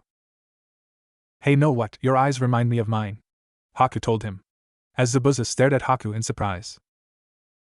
That young boy knows too much pain of a shinobi at such a young age, Tsunade says. Well, little one, will you stay here and die or come with me and be of some use? Will you serve me and submit to my will in all things? Zabuza asked. They stared at each other before Haku nodded his head. Then your special abilities belong to me from this day forward, Zabuza announced. Haku slowly rose to his feet before walking over to Zabuza and standing by his side. Zabuza lifted up his hand and began to ruffle his hair slightly before pulling him close to his side. The affection that he craved from being alone for so long, Zabuza gave him that, Mikoto says. Then let us go then, Zabuza said. My time here is done, Haku, Zabuza says. Tonight, I cast aside the land of water. One day I will return and seize this land and hold it in my hands. Many things must be done before that. When that day comes, you will help me to do them, but I warn you, friendship, comfort, and encouragement, I do not need these things, nor should you expect these things from me. I understand, I am yours, Zabuza. I am only an instrument of your will. Think of me as a weapon that is meant to be kept at your side and used as you see fit, Haku told him. Why would anyone want to be treated like anything less than human? Kakashi asked. None wants to, Kakashi, but the way Haku was raised, he feels the need to useful, and this is the only way he knows how, Minato told him. Well said, child, Zabuza said as he gave him the smallest of smiles. Haku was laughing as he ran, holding a snow-white rabbit in his arms. As he ran up a hill, the rabbit managed to break free of his hold and ran in the bushes. Haku ran after it but was not able to catch it. Zabuza came from around the corner and held out the rabbit to Haku, who smiled at him brightly. Haku grabbed a hold of the rabbit and began to cuddle close to the rabbit, as Zabuza began to ruffle his hair, causing Haku to smile wider. He really does care for the boy, even though he refused to admit it, Fugaku thought as he thought about his own sons. The boy decided to stay by Zabuza's side even though he could have overpowered him at any time. Kurama tells him, as all of the villages turn blind eyes to other villages' conflicts when you should have all united as one. Naruto said as he began to think about all the people who fought to protect someone. This is our village, we have to do anything to help. Kaiza. I will protect you with my life, all of you. Kakashi. If you ever lay a hand on my sensei, I will kill you, Naruto said. Yeah, I hear ya, I know exactly what you are saying, Naruto said as he began to smile at Haku. Haku stood up and grabbed his basket of herbs and turned back at Naruto and said, You will get strong, very strong. Of course he is, that what train is all about, Obito said as he smiled brightly. Yeah, everyone will get stronger, even us, Rin agreed. Naruto let out a small chuckle. Goodbye, Haku said as he turned to leave. We will meet again sometime. Oh, by the way, I'm a boy. As he continued to walk away. How did he not realize that? Kushina asked. Well, if we did not know, I would not have figured it out either. A bell went off in Naruto's head as his jaw dropped, and he lifted his hand and began to shake his head in disbelief. No way, he prettier than Sakura, Naruto thought as he watched Haku walk away. No girl would want to hear that, Naruto, Kushina said. Sasuke was walking towards Naruto as he saw Haku walking towards him and walked past each other. Sasuke felt something strangely familiar and looked back at Haku, who continued to walk away. He has a strong sense of chakra, consider being a genin, Fugaku said as Mikoto nodded her head. Wow, I seen a lot of weird things in my before, but this one takes the cake, Naruto said as Sasuke stood above him and punched him on the head. Oh. What was that for? Naruto asked, looking up at Sasuke. Hey, cut it out. Hey twerp, did you forget about breakfast? Sasuke asked. You're such a loser. These two remind me so much of Obito and Kakashi, Minato said. Then Naruto blinked in realization and let out a laugh. Naruto, Naruto Uzumaki, huh? Inari said as he looked down at the picture of his father. I wonder what he is thinking about, Obito thought. Zabuza sat down on the couch as he crushed an apple with his bare hands. You're recovering quickly, Haku stated. Zabuza grunted before looking over at Haku. Just a little longer, Haku, Zabuza said. Yes, Haku agreed. What are they planning? Fugaku asked. In a few more days the bridge will be finished, and I have you to thank for that, Tazuna tells them. You all have done great, but you still need to be careful, Inari's mom says. Yeah, do not count your chickens before they hatch, Rin said. I have been meaning to ask you this, but I have not had the chance yet, until now, Why did you stay here and protect me even after you found out that I lied to bring you here? Tazuna asked as he looked at Kakashi. Those who stray from the path have no courage, but under the wing of a strong leader cowardice cannot survive, Kakashi tells them. That is a quote from my grandfather, Tsunade said. Tazuna and his daughter looked at him confused. That was a quote from our first Hokage, Kakashi explained. Inari stared at the table before glancing over at Naruto, who was laying on the table exhausted. Then Inari's stare hardened as he remembered all that his father was willing to sacrifice for their small village. If you have something to protect in this world, you have to protect it with both arms. Don't cry, Inari. His father's words echoed in his mind as he began to cry. But why? Inari whispered. What you say? Naruto asked as he lifted his head to look at Inari. Inari slammed his hands on the table and yelled, all this stupid training is a waste of time. Gato's got a whole army, they will beat you down and destroy you. These cool things you all say, they do not mean anything. No matter what you do, the strong always win and the weak always lose. Kushina's heart ached for this kid. He knew the hardship of life just like she and Naruto did, and none truly understands that pain until you experience it firsthand. Everyone stared at him in shock. Just speak for yourself, it won't be like that for me, got that? Naruto tells him. Why don't you just be quiet? Just looking at you makes me sick. You don't know anything about this country, and you're just butting in. Always laughing and playing around, you do not know what it feels like to suffer or to be treated like dirt. Inari yelled at him. Kushina stiffened as she felt Minato grab a hold of her hand, trying to offer some form of comfort. Listen to yourself whining and complaining, like some sorry victim. You can whimper all day for I care, but you're nothing but a coward. Naruto snarled, glaring at Inari. He not a coward, what a mean thing to say, he just a little kid, Rin said. He is just speaking from experience, not everyone is accepting as you think, Rin. Obito told her as the two older Uchiha agreed with him. Inari gulped as Naruto rose from his seat. Naruto, you went too far. Sakura yelled at him. Naruto grunted but continued to walk away to head to the guest room. Naruto. Sakura called out him, but he just kept walking.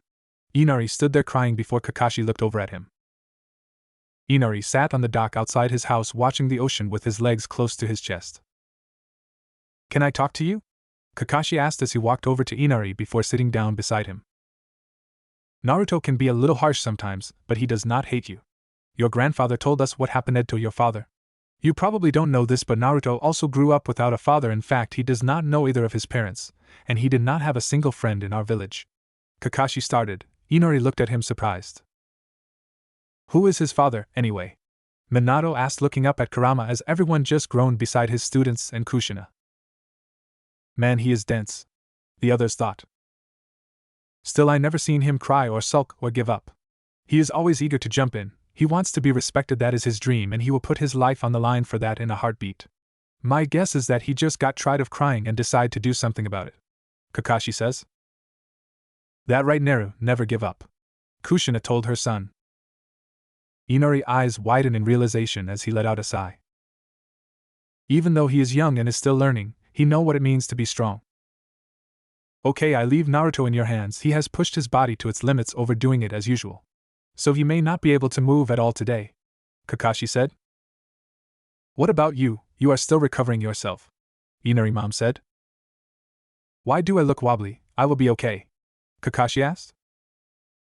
Well, let's get going, Tazuna said as he and the rest of Team 7 beside Naruto began to head back to the bridge. Still wasting time licking your wounds? I hired you to do a job, you know. Are you even listening, Zabuza? Hey, Gato yelled over a communicator. Zabuza smashed it, stomping on it with his left foot. Haku, you ready? Zabuza said. Yes, Haku said as they onto the boat as they looked up underneath the boat. It is about to begin, Kurama says as he began to smile. Naruto blinked his eye multiple times before he hurried and sat up. Why did none wake up? Naruto said. Naruto hurried up and walked into the kitchen to see Inari's mom, to see her washing the plates. Where is everybody? Where did they all go? Naruto asked. They left, Obito stated. Oh, Naruto. Your sensei wanted you to rest, you got the day off, Inari's mom said. I knew it, they ditched me, Naruto yelled as he hurried and got dressed. They did not ditch you. You just oversleep, Tsunade says. See ya? Naruto said as he ran out of the house. Naruto groaned as he jumped from tree to tree. They could have just have woken me up. Naruto said that when he noticed a bloody boar on the ground. I have a bad feeling about this, Mikoto said. Hold on, what the heck is this? Tazuna said as he saw his fellow villagers on bridge beat and unconscious. What happened? Someone was here, someone has gotten to them. Could it be? Minato thought. Could it be? Kakashi thought. Inari, could you give me a hand here? Inari's mom called. Be right there, Inari said, as two ninja approached their house. Oh no, Rin said. I hope they are alright, Kushina said as fog engulfed the bridge. It is Zabuza, Obito said. This mist. Sasuke, Sakura, get ready, Kakashi said. I was right, he is still alive. He could not wait for round 2. Kakashi-sensei, it is Zabuza's hidden mist jutsu? Sakura asked. Sorry to keep you waiting, Kakashi. I see you still have those brat with you. That one is still trembling, Zabuza said as his water clones surrounded them. Sasuke smirked. I'm trembling in excitement, Sasuke said. Fugaku smiled as he gazed at his son. Go on, Sasuke, Kakashi said, looking back at his student. The first clone lunged, swinging his sword at Sasuke. Sasuke quickly pulled out his kunai and got rid of the 8 water clones. I can see it, Sasuke thought. He is beginning the sequence and gaining his Sharingan, Fugaku said proudly as Obito looked at his hands sadly. So you can see that they were water clones, huh?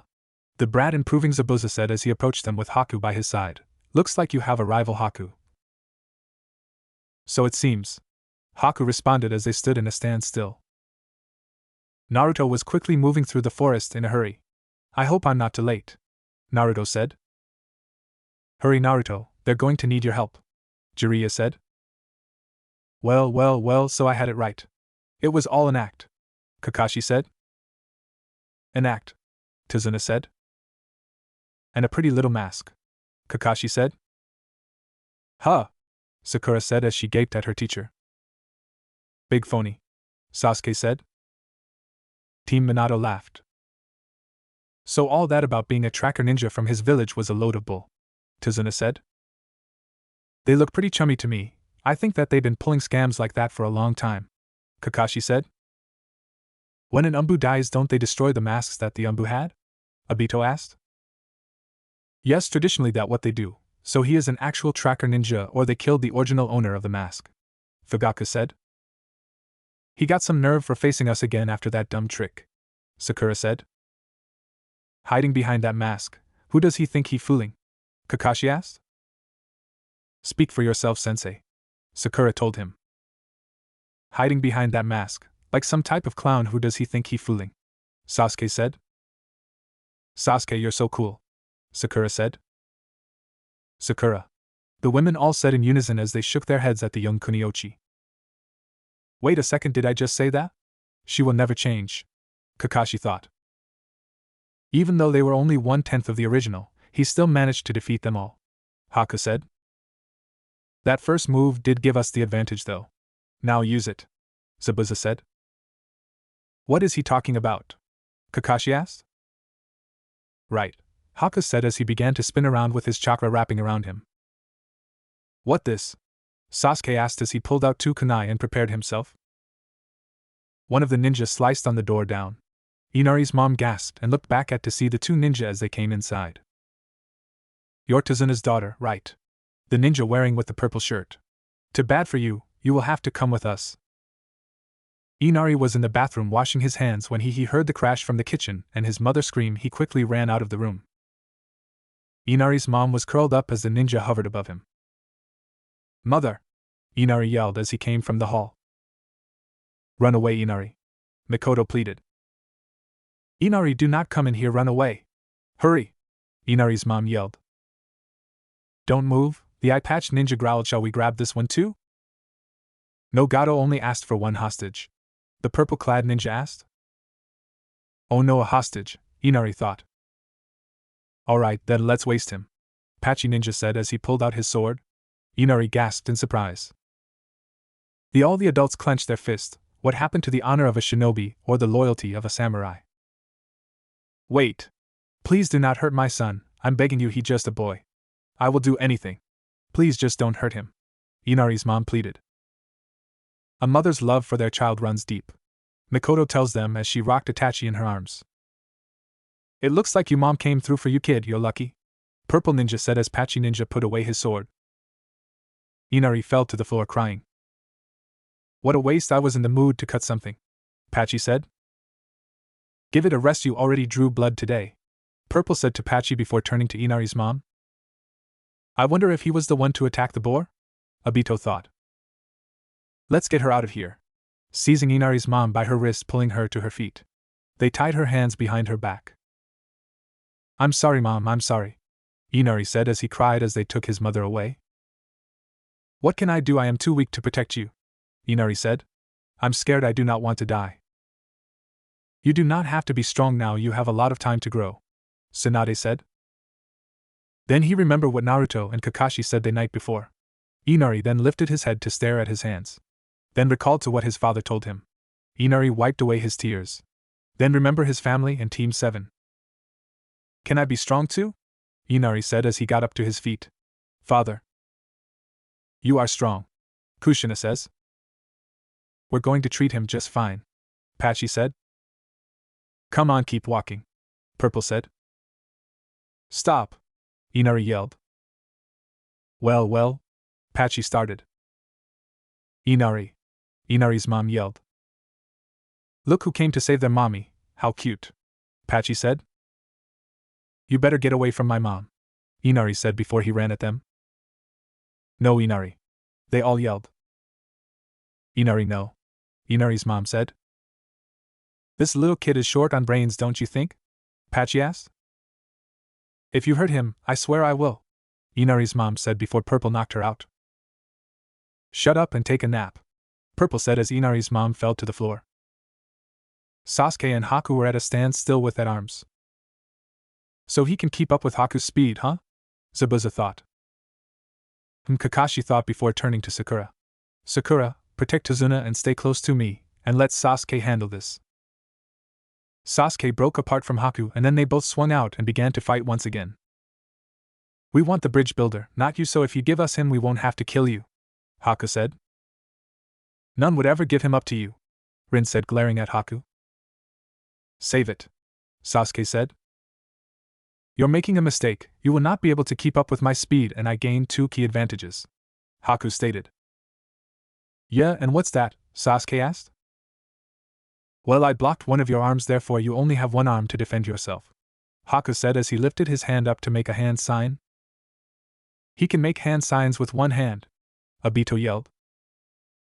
I never seen that before, Kakashi said. Is that even possible, sensei? Rin asked, looking over at Minato. It is possible, but it takes extreme concentration and training, Minato replied. What? Using one hand? Sasuke thought. Hand signs with a single hand. I never seen that before, Kakashi thought as he one visible eye widened in surprise. Secret jutsu, 1,000 needles of death, Haku said as he stomped his foot into the water, allowing it to rise up. He does not want to kill the kid, does he mean that? Zabuza thought to himself as he watched Haku. Why does not he want to kill him? It is his job, is it not? Fugaku asked bitterly. We should be grateful what is Sasuke dies, Mikoto asked, glaring at her husband. Sasuke! Sakura yelled from his defensive position in front of Tazuna. The water began to form into ice needles as Sasuke began to focus his chakra. Remember the training focus, Sasuke said to himself as he thought about himself climbing the trees. Summon my chakra at once, as the needles began to rain down on him. Patchy and Purple sheathed their sword, cutting right through the substitution jutsu. A substitution jutsu, Purple says. Patchy looks down at the ground to see that Inari's mom was gone. The woman, she is gone, he says. It's probably Naruto, Kushina said hopefully. Sorry I am a little late, but you know heroes always show up at the last minute,